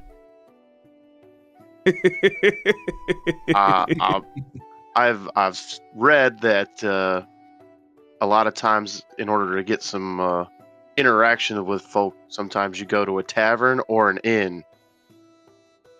Well, after the day that we've had, and getting stabbed as many times as I have. Hey Pete, while they're having a banter, can you make a quick perception check? Yeah. Perhaps a tavern would be a great thing to, dull the senses. Not that it hurts or anything, but...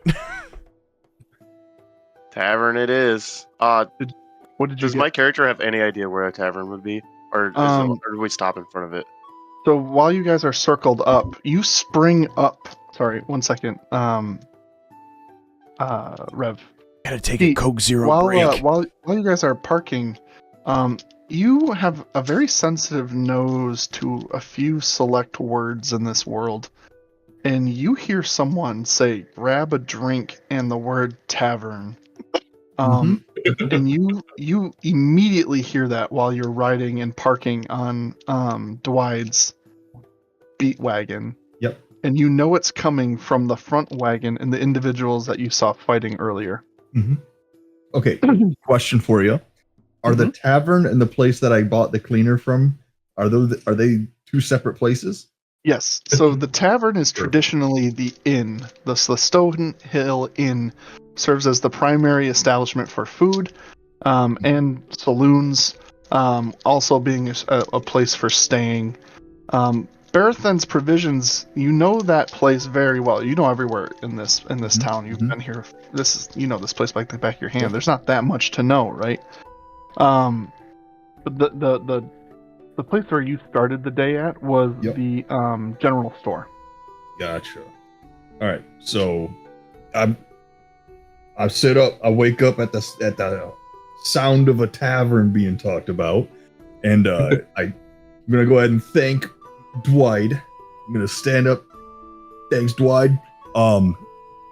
Currency for the beat that I ate and the ride into town. It's actually gonna be right over there in that store. That gentleman behind the desk, he'll go ahead and take care of it all of it for me. So I'm gonna send him on a wild goose chase. And then I'm gonna walk over to their cart. I'm gonna Be like, hey, tavern's right over here. Best elk you can find. Best elk you can find. You guys want to go grab a bite? Aren't you that guy that just helped us attack those goblins? Yeah. I hit him a couple of times or something. What provoked you to join our battle? Oh, I was just walking along. I saw the commotion from the gate and started walking out that way to see what was why'd those horses just jolt off like that? We were running from a dragon. Oh, that's what the sound was. Okay. Yeah, he comes around here every so often. He doesn't do as much harm, but he comes around here every so often. I think he lives up in them hills. I'm sorry, did you say the dragon comes around every so often? Yeah. He lives up in the hills over there, so we hear him and see him from the town every once in a blue moon. Mm-hmm. Are we in the tavern? I've never once seen a dragon. Yeah, no. Around in these parts, he's up there. Never done us no harm. Roll a history check for me to recall the details of what's been going on. We're in the tavern right now? No, you guys are still at the parking lot. Okay. While that resolves while you roll that, Dwyde, what are you going to be doing right now? So as Pickled Pete tells me that his payment is waiting for me behind that desk, I take him completely at his word and I say, "Very good, sir. Good day to you, and be well." And I go to. Aren't you old enough to know better? Well, you've been to this town. You've sold from this town before, and you know that Bearthan's Provisions is a place that you can sometimes drop off your wares, as it is a market of sorts. Yep. It's one of the places that you'll stop. You'll also try selling at the inn as well. But if he's recommending you go to the Provisions, and you know that there's a gentleman there, you don't remember his name, as the people of that store change as more often than you can keep count on over your many years of life. But you do know the store by the color of the brick and the sign on the door, and you know that they will buy some provisions, depending on the time of year and what you have to offer.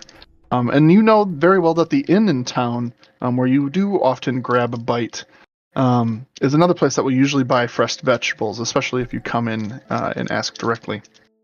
Yeah, I'll go into the provisions. The provisions. Okay.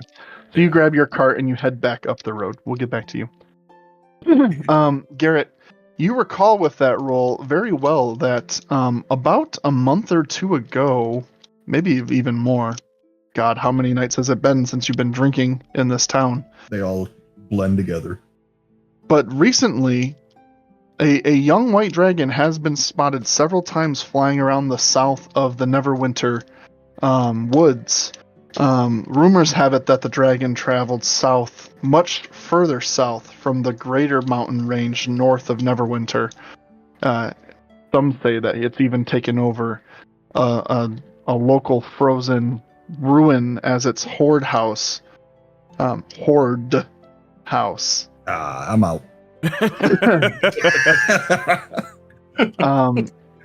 And while it hasn't caused too much damage directly, it feels like it's started to displace a lot of creatures, and more violent monster attacks have been on the rise as of late. Mm-hmm. That's what you know. That's not what anyone else knows. Yes. You can feel free to share. You can feel free to share as much of that with the people you're conversing with, or as little as you choose. I feel like I'm gonna hold off on the full conversation until we're having a drink and having a bite. Make them pay for the knowledge. That's fair.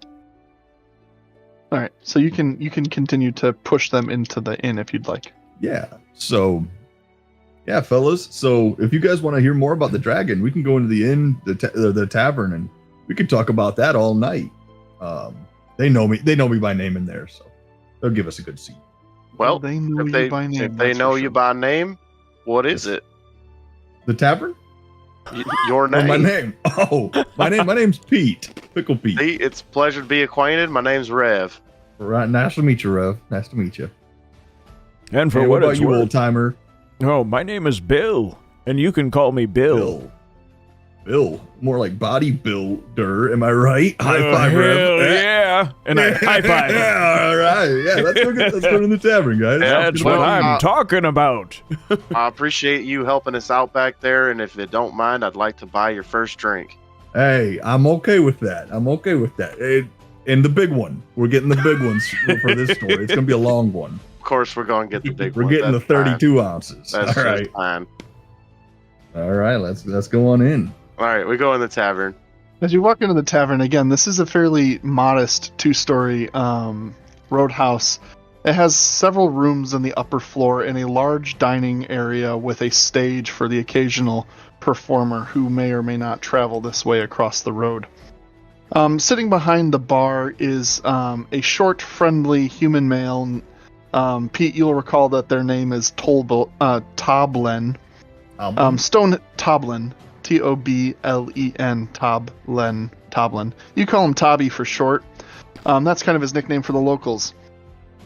His last name is Stonehill, as in the name of the inn. It's been in his family for generations. He's a native to the town and has been here for as long as it's been in growth. Toblin? He is, well, he's about 56. Oh, okay, never mind. A youngster. Yep. He's an older one.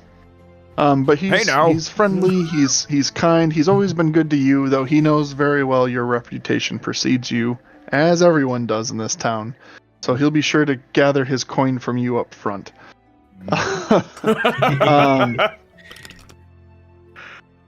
You see plenty of tables open. It is now about midday. Most people are out working their fields or working their craft. There's a handful of patrons. You see some from the caravan that were with you that are in here. Their heads are basically straight on the table and just like staring deeply into a cup of ale, trying to just drown and suppress the memories of what just happened on what was an altogether peaceful trip, except for the thing about the dragon and the goblins. That'll really put a damper on things. Yeah, hey, so I'll go up, grab a couple of drinks. Rev, you want to come with me? It's weird. They don't do these, like, they don't keep tabs here. You have to pay as you start. It's weird. I don't know why, but I just if you're gonna get the first round, you got to come with me because they don't do tabs. It's That's fine, because I probably need to talk to the manager of this establishment anyway. yeah. Wait till I walk away to do that. Just, him and I have a bone to pick with each other. It's weird. I don't know. But we'll go. Let's get some beers, and I'll take them back to the table, and you can talk to the manager. Bill, you drink these beers? Well, Or are absolutely. you a wine drinker? No, I drink the fizzy stuff. Fizzy stuff. 3 coming up. All right, I'll take these back to the table. I like this dark drink that's got energy infused in it, and Those are monsters. it's often served hot, and I like it mixed with alcohol. Well, I'll just take these back to the table since you don't talk to the manager. Referring to an espresso martini. Yeah. Is there Okay. Yeah, we don't order those in this town, by the way. Don't order that. So you walk up to the bar and you see Toby behind the bar, kind of working on stuff, organizing things. He takes one look at you, Pete, and you see his heart sink a little bit. He goes, "Now, what a riffraff came in here now today? I was having such a fine morning too, Pete. How the hell are you?" Hey, I'm doing all right. We just brought the caravan in. We got beet farmers You brought selling the caravan in I yourself? brought them in this time. I showed them the way. I heard there was a hullabaloo outside of town. I had some patrons Yeah. come in that looked shaken to the core. You know how I am with this crossbow. Took like 3 of them out myself. It was crazy. But 3 of them, but you Rev say. over here, yeah. Ignore that. But Rev over here, he good man. He's gonna get us the first round, and he wants to talk to the manager. But I'll take the drinks. Yeah, I bet you will, Pete. Yep. You said you want drinks there, sir? Yeah, I'll take 3 large. 3 drinks then. We got one size and they all large, sir. Yeah. He Deal. reaches over, he grabs a couple of wooden mugs, fills them up with the cask nice and frothy. Hey, can you make mine mead? Slams them on. What's that? Can you make mine mead? takes the ale, sets it behind the bar, grabs a new cup, goes over to a different cask, pours, puts it on the table. I'll be right back. Says, well, since you're buying and it's not Pete, then I'll charge you what I normally charge my patrons, because he sees you walk away with the ale. He says that'll be 3 copper pieces each. Are you in charge around here, sir? Yes, sir. My name is Toblin Stonehill. Welcome to Stonehill Inn, the finest inn in this town. Toblin It's also the only inn, but anywho. That was a lot of same words. What can I do you for? It's my understanding that sometimes these establishments will have rooms for rent. Do you got anything like that? Yes, sir. I sure do have a few rooms. With the caravan coming in, we had a whole bunch of rooms prepped for tonight. I have 4 rooms vacant that have not been claimed for ahead of time. Well, I reckon I need 2 beds. How many beds in a room? You need 2 beds? Well, I can get you a single room with 2 beds. If that's what you want, or do you just want 2 rooms, 1 bed? How would you prefer to do this, sir? If you got 2 rooms with 1 bed each, that'd be ideal. It is 5 silver pieces to stay at this fine establishment, I do say. All right, sounds good. I'll take the 2 rooms and the 3 beers. What do I owe you? That will be 10 silver pieces and 9 copper pieces. So is that 19? Is that 2 That gold, basically? That would be a gold and basically a silver if you wanted to tip the man. Oh, yeah. He holds out his hand expectantly. We're just gonna casually look over his shoulder while he's to see where he's getting this money out of. I give him 2 gold. Make a perception check. Or- You give him 2 gold? Yeah. Well, modest, sir, I dare say. Allow me to treat you to dinner tonight on the house. I sure do appreciate your business, sir. You see that he had reached into his back pocket to pull out, or you wait. You're looking at. I want to see Rev? where he. Yeah, Where Rev I wanna holds his money? Yeah, where Rev. Yeah, holds his so money. Rev has a coin purse on the side underneath his cloak on the side. Okay, like a sack. Do I notice that he's checking me out, or am I oblivious? You would be oblivious at this as you're. I'm at the table. I'm at the table, like looking. Well, some people are aware of their surroundings, and some people I feel aren't. you. That may be a passive, though. I don't think I roll for that. No, it would be a passive thing. Did Pete go back to sit with Bill? Presumably. Yes. Did Yes. Bill? And Did I see that? what's your passive perception? Well, you know what? He would have come back to the table with drinks. You probably would have been looking at him. So yeah, I would say you kind of noticed him glancing back. You don't know what he was looking at. You looking at his ass, son? No. Just trying to figure out what they're talking about because Barkeep doesn't mind me too much. So Doesn't Make a mind you in a deception good check. way, or he doesn't mind you in a Decep- bad way? he's just not a fan of me. Let's put it. You that know what? way. Honestly, that's not a deception. That's just reality. Yeah. You know what? I'll let it slide. You're absolutely telling the truth. Son, are you what you would call a troublemaker? No, I'm what you would call a good guy in a bad situation. Good guy in a bad situation. Okay, just as long as you're not a bad guy in a good situation. I mean, hey, who would complain about that, right? It's kind of I mean, Two it'll sides of keep the same things coin, huh? interesting for sure. 2 sides of the same coin. All right, I head back to the table. Wonderful. Let's bounce over to Dwyde. Dwyde, Selling us beats. Trying to get the money from me. Yeah, so Dwyde, you walk into the Barthen's Provisions again. So You've been here many excited about times. this. You walk in and you see off to the right side, stocking some shelves. There's a gentleman. You've met him before, you think? Well, honestly, you can't really be sure. Again, they all kind of look the same after a while.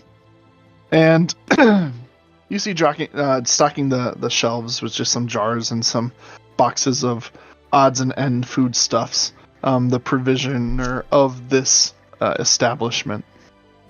How do you want to engage? So I, kind of oblivious to what he's doing, I will approach him, and just kind of stand right next to him and get in his personal space. And I say, I never learned his name. That's right. Excuse me. A drunken individual told me that I could find my money here. He ate one of my beets, and he said that you had the money that he was going to pay me here, and that I could obtain it from you. You owe me 1 copper piece, please. The proprietor, again, is a lean, balding individual in his 50s. He turns around and he says, I'm sorry. What did you say?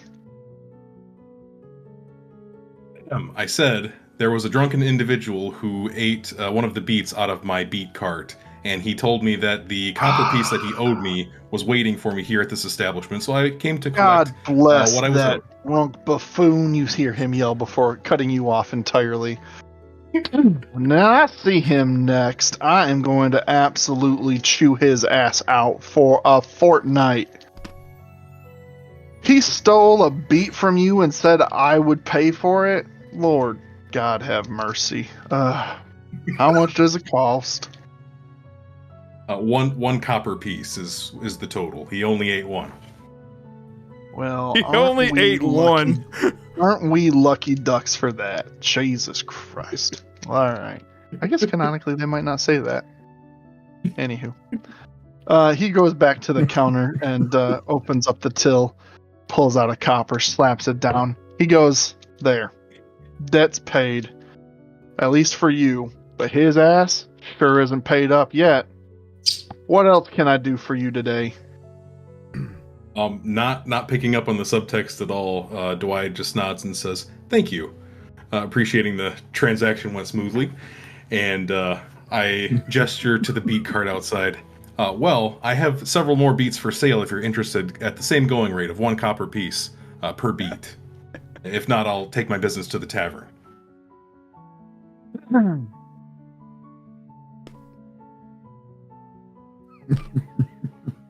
I'll tell you what. I'll take 10 beets for 5 copper pieces. How about that? Dwyde kind of bristles, and he makes some odd noises, but then finally he acquiesces, and I say, very well, I'll sell the rest at the tavern. Here, you can have 10 beets. Pleasure doing business with you, sir. He reaches down, grabs the money, hands it to you, and he yells in the back. He says, Ander, go get these beets off the wagon. And then out the back, you see a young boy run out the kitchen. Yeah, yes, sir, I'm on it, sir, yes, sir. And he runs out, he grabs a couple of beets to the number that was purchased, and he takes them to the back of the shop. All right. From there, I give a slight bow, and then I take my beet cart and I head to the tavern, which I'm well versed in selling there. For sure. As you walk into the tavern, which you know has excellent stew, and have great meals in general, a place that you can stay while you're in town if you choose to. You walk in and you see very quickly that it's relatively empty. You do see the individuals that you saw on the road and fought with. In fact, the table that's consuming their drinks and having a conversation inside also sees Dwyde enter. In addition, Dwyde, you see that the barkeep is behind the bar, stocking and currently sipping on a full mead that has been, or a full beer that has been poured but not claimed. What are you gonna do? I approach the bar and I order 1 bowl of stew for myself, and then I will take a seat at the table. Do I recognize the farmer as the person that we just fought the battle with? You would have. And before I resolve more conversation with you, Rev, are you indicating that you sit with these individuals without asking, or are you sitting at just the bar top? I sit with the individuals without asking, and then I pull out a bottle of homemade beet wine for me to drink. I see. He sits at our table. Yeah. He's going to try to. Hold on, but before we get there, so you're trying to sell to the keep there, right? To the barkeep. Oh yes, I completely forgot about that. I was so interested Yes. in taking a load off. Yes, I'm trying to sell at the barkeep. All right, Good go ahead and make your pitch. So I would know the barkeep though, because I've been to the tavern. So Yeah, I mean, you come He's and been here before. you come This and go. barkeep's been here. Again, you come and go. Again, whether you commit human names to and faces to memory is entirely on whether or not your character would actually remember them. I don't know if you would remember them too much, but you know that's Toblin's you- been there for a minute though. That's family ran. He remembers Toblin. True. You know that he is a stone hill, okay. and you Would remember I, that his name starts with a T, but you probably don't remember it exactly. Would I / do you know Toblin's father's name? Yes, I absolutely do have that written down. His name is definitely not going to be randomly generated from a list right now. It is You know, prepared. by the way you're saying that, it almost sounds like it is. Wow. That's a weird way to specify. What did you take me for? This is definitely not You're a lying. placeholder name that I have off of a list. That's definitely right here next to me. Name is Well place written with holder. a rich and historic backstory. For Toblin the bartender. Roll for deception.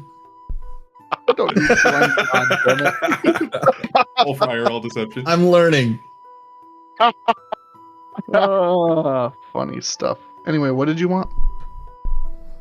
What would Toblin's father's name be? Moblin. Moblin? Alright. No. I see the naming convention runs in the family. No. Let me get you a name. I don't have a name for him. Let me get you one. I'm not going to pretend like I have this all mapped out. This is what I will say, again, this is like a purchased one. So some of those details I would have done if this was a homebrew, but It's okay if I'm derailing us too much. That's okay. no, you're good. Okay. Just think it would be in character. His name is Bobble. Bobol. Bobble. Roshi's getting attacked by a cat. It's Bubbles. Cobblestone. These damn felines. Cobblestone. All right. So I walk up to the barkeep and I say, "Attention, Bobble Stonehill. I have a haul of beets that I'm looking to part with in exchange for copper pieces." Sorry, I have to write down his name or I'll never remember. Okay. Oh, you again. Oh, I was meaning to buy some beets. Why haven't you never so sold he me looks- those beets? He looks to you and he says, sir, Bobble was my father. Well, thanks for coming here. What you just got beets to sell? Yes, it sounds like my beets reputation precedes them, and it looks like I am entered into a beet bidding war here. I will part with, let's say, however many the old man would like to buy, and then I'll sell off the rest to you. You Now, talking listen about here. Bobble for buying beets?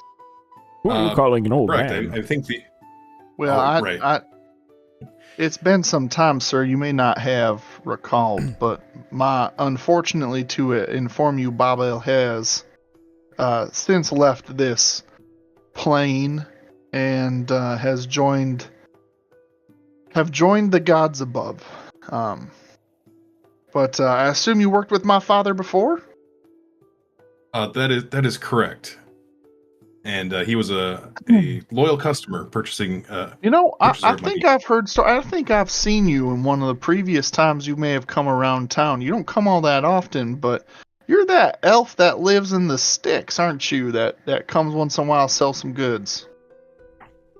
Correct. Man, what was your name again? My name is Dwyde Shrewd. Well, Dwyde, he holds out his hand to shake it. I recognize the gesture, having been given it several times, so I sort of plop a limp hand into his. Just flop it in. Yes, I know what to do. He awkwardly, he kind of shakes it, but looks a little disgusted by it. Well, yeah, I think I could go for some beats here. How many you got to sell? Well, after what's already been sold off today, I still have a total of 56 beats. Well, I don't need that many beats. I'll be honest with you, son. But yeah, let me see. I'll take take about 20 off your hands. I'll take about that much. How much will it run me? That would be 20 copper pieces or 2 silver. I'll tell you what. How about I give you 15 copper pieces for buying in bulk? I tap my chin and I'm like, very well, because I'm eager to part with this beetle. Cool. He makes a deal.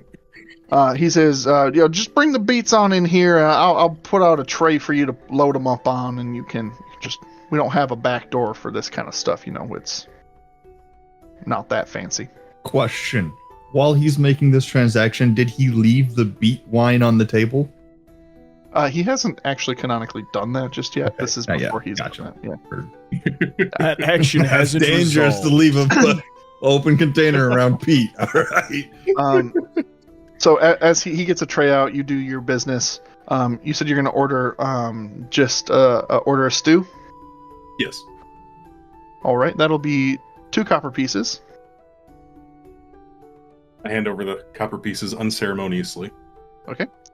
Says, all right, I'll have that food brought out to you in just a second. Now you have a seat. We'll bring it to you. I approach the table and then, without asking, without really interacting with the patrons already seated there, I sit down and then I pull out my homemade bottle of beet wine and thunk onto the table. Excuse me. No, what is... Uncork it. Start to drink.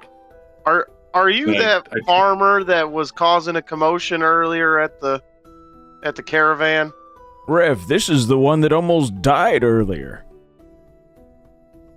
False. I was the one who nearly single-handedly slew one goblin, and then miraculously, perhaps by the grace of the gods, I was restored to life. The grace of my god. Bill, that would, Rev, that was you, wasn't it?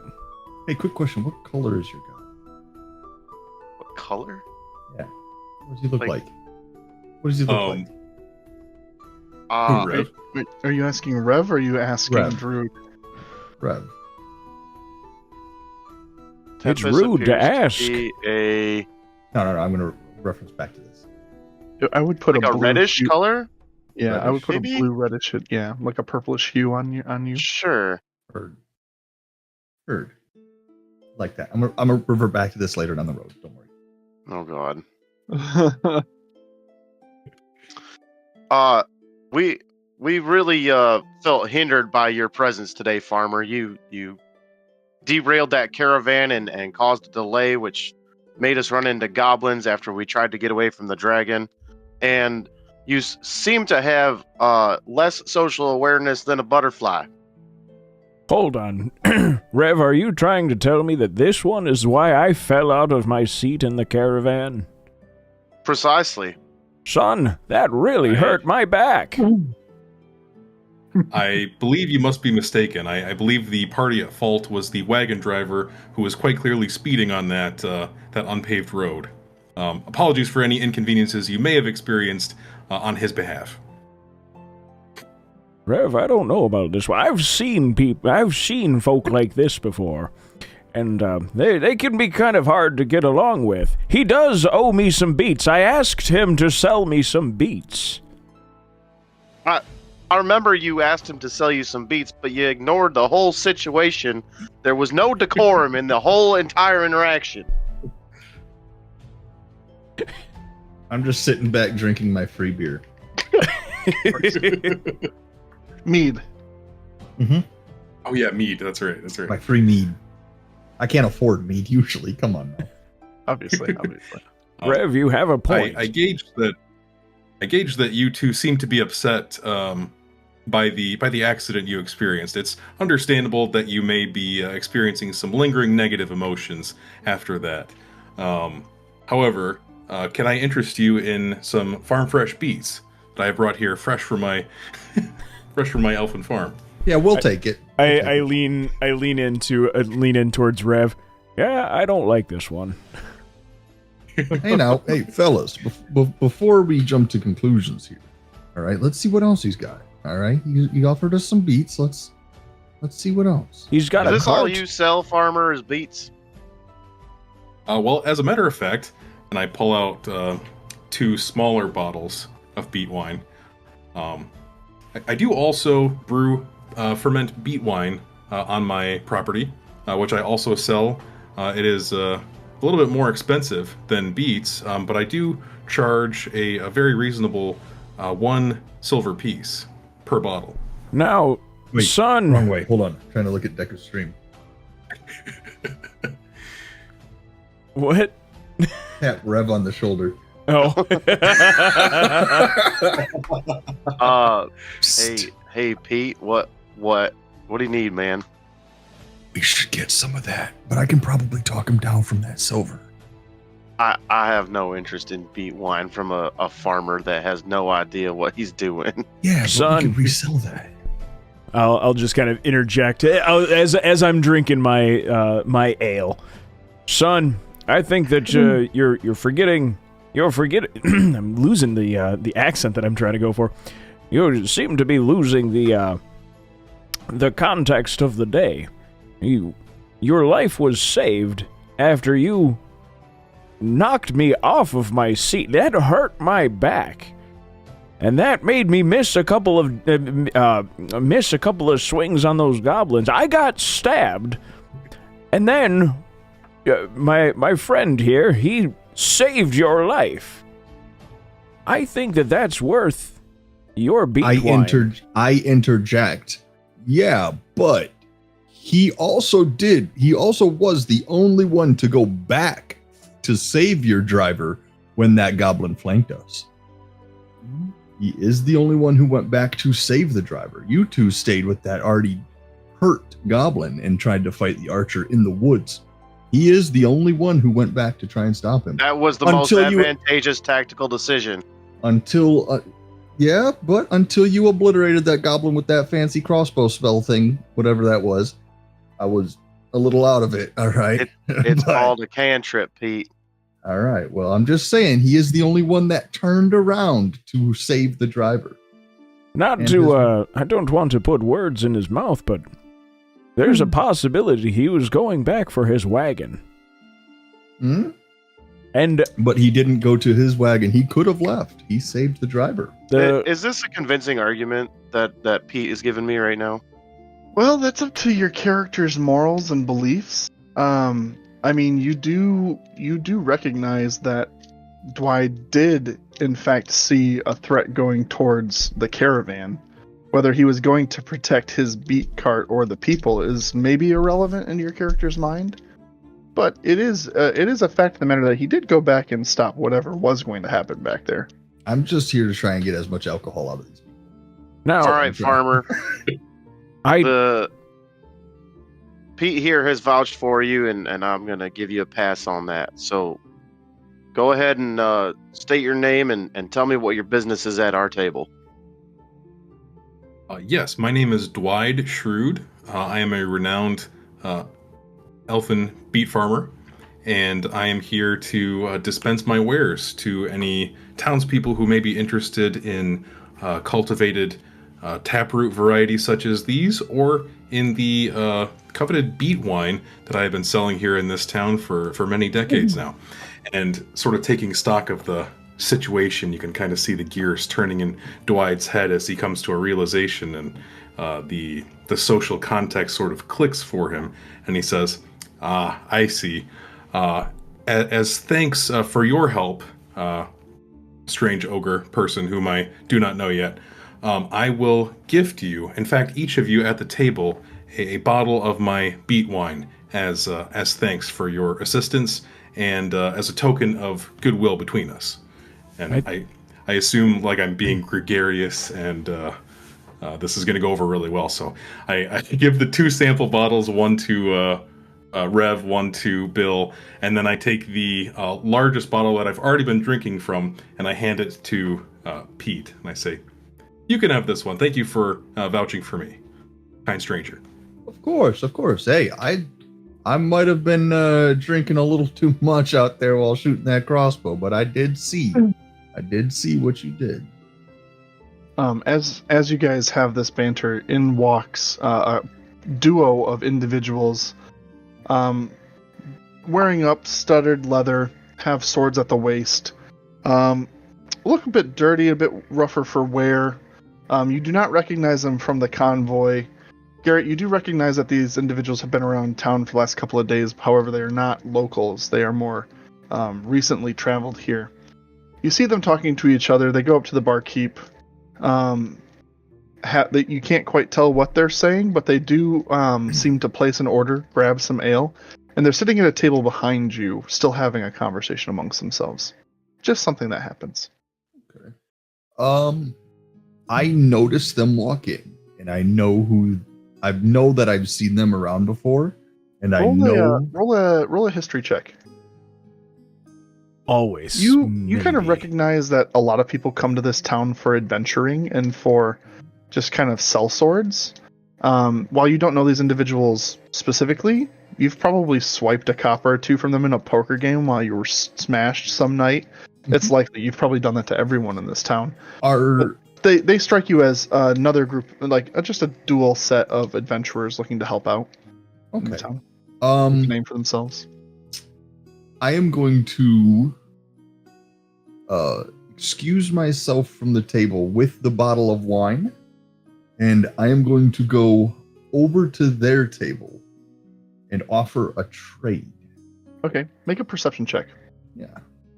And are you doing it stealthily or just very brazenly? Kind of just one of those things where I just kind of like, pardon me, gentlemen, I'll be right back, and I just casually walk over. Not stealthy, but just not making a scene of it. Sure. I'm gonna as you stand up and you kind of saunter over to the other table, not as of a show, but more of a matter of fact, like, hey, I'm coming to talk to you. You do hear the individuals talking about. You see one gentleman talking to the other. They say, I don't know, that hair-bin Wester man. He's just he's only getting worse as these days go on. He heard that dragon fly over today, and I'll tell you what, he's shaking worse in his house day by day. I don't know, Glenn. I don't know if we're gonna be able to get much more work out of here. And as you approach, you see, the guy stops talking. He says, "How can I help you?" How you doing, gentlemen? Just came over to see what you guys heard of today. You know, see these gentlemen behind me are looking for a quest of sorts, and we've been asking a lot about the dragon these days.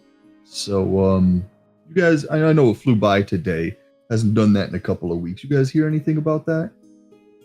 I'm gonna go ahead and like casually put the bottle of wine on the table. Like not like, kind of like, you guys hear anything about it? I haven't slid it across the table to them yet, but kind of just telling them, and it's up for trade. Sorry, can you ask your question again? I was rolling on a table on my side. So you guys hear anything about the dragon that flew by today? Hasn't done that in a couple of weeks. Just looking Hear to about see it. It's been the murmur of the town, and that damn town master just can't leave his house. I tell you, he's scared shitless. Yeah, Ain't there a bigger yeller belly in the wilds west than here. I'll tell you what. I was out of town for a little bit today. So. Yeah, well, that big sumbitch just flew right on by, didn't he? You guys know where it went? Well, I think it went back to the same place it goes every time, returning back to that big old mountain off in the distance. Yeah. At least that's the talk around here. You guys happen to have any sort of like trail, like any back trails you guys know of, anything like that? Well, I mean, you can make your way to that mountain if you want to, but I want to recommend it. What I hear, that thing's a big old sumbitch that just started its new horde, been very territorial. And I'll tell you, the monster quests have been quite lively over here.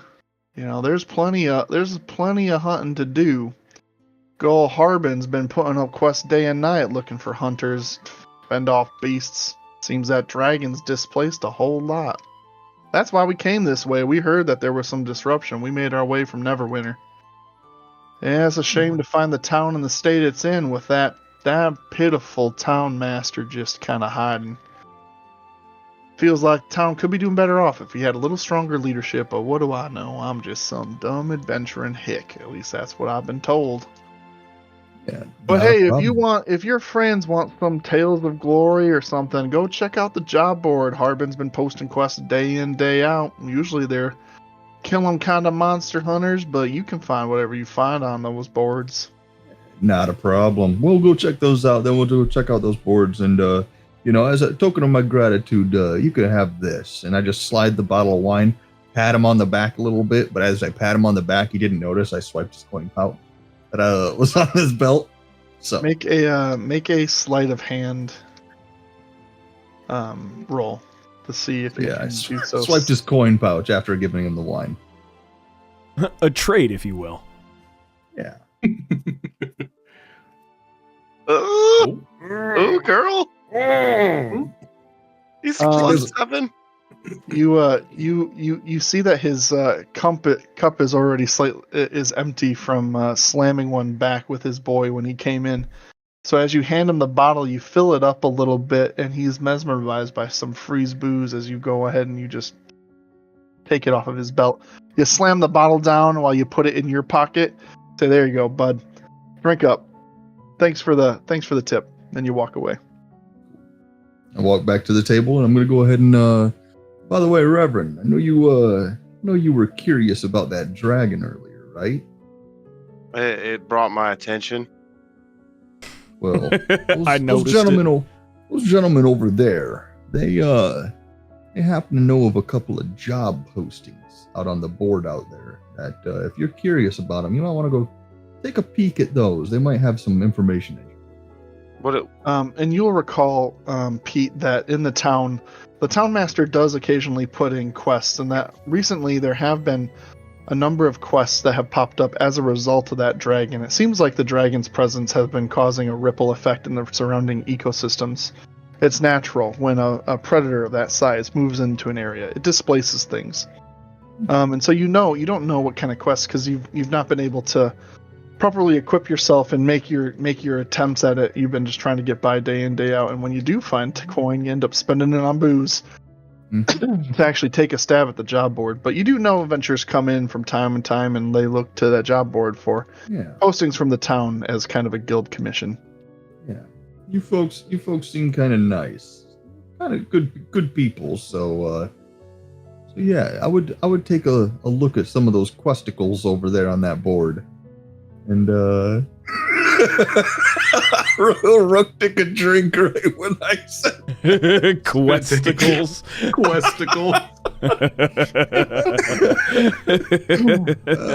would take a look at those, and if you need any help, let me know.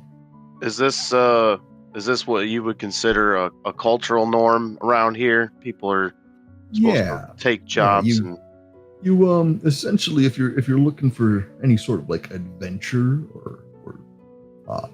or any sort of finding of yourself, seeing if you can take on some of the monsters, dragons, goblins, things like that around here that might be terrorizing like a local beet farmer or just a wheat farmer or anything like that. Sometimes that dragon has been stirring up a lot of fuss. So I don't know that we can take down a dragon, but we could take down a goblin. Yeah.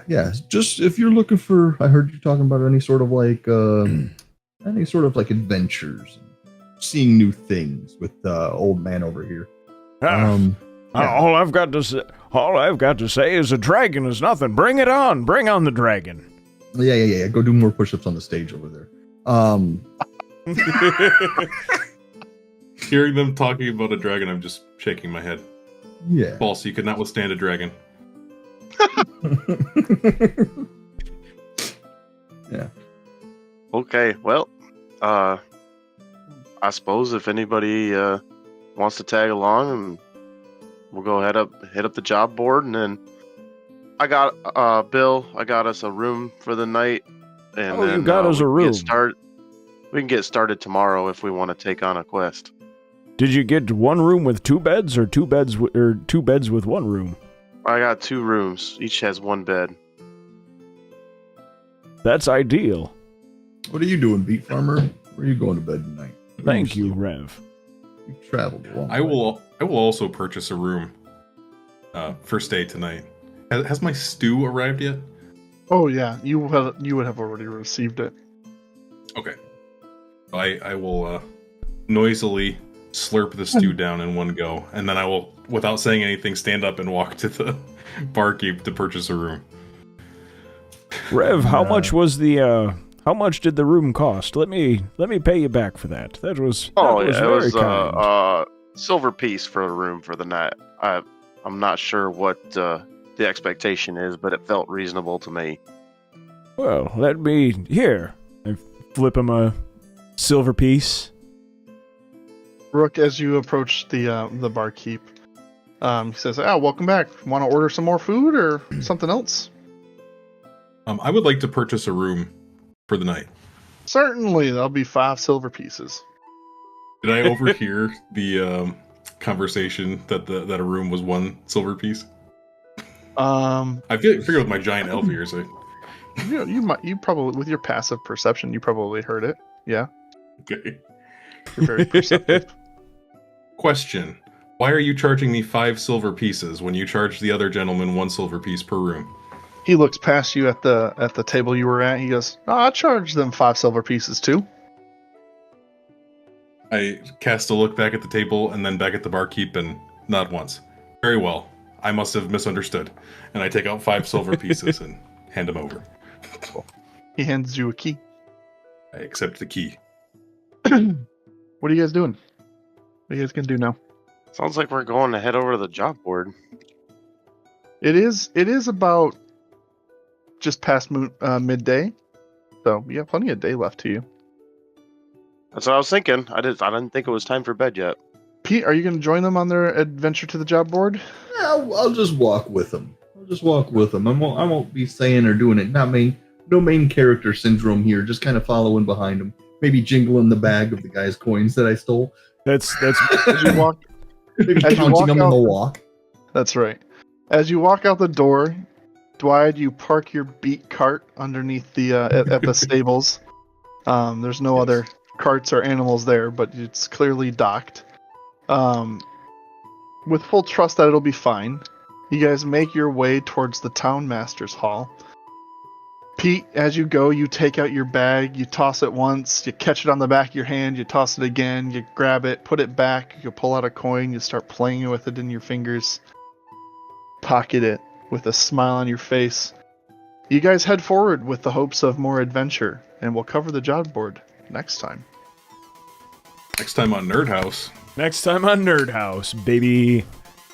So yeah, that concludes episode 1 of I think we're gonna call this. What did I say we were gonna call this? House of Dargons. House of Dargons.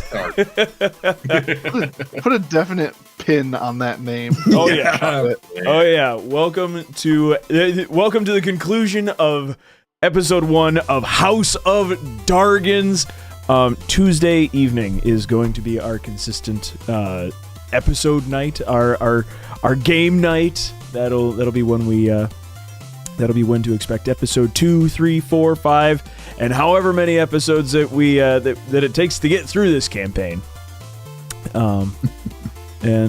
Yeah, so thank you for joining, and we'll see you again next Tuesday here on NerdHaus. And I really goofed up the outro. If everybody wanted to join me on saying thank you for joining, and we will see you again next time on NerdHaus. I'm gonna leave that to you guys. Bye bye.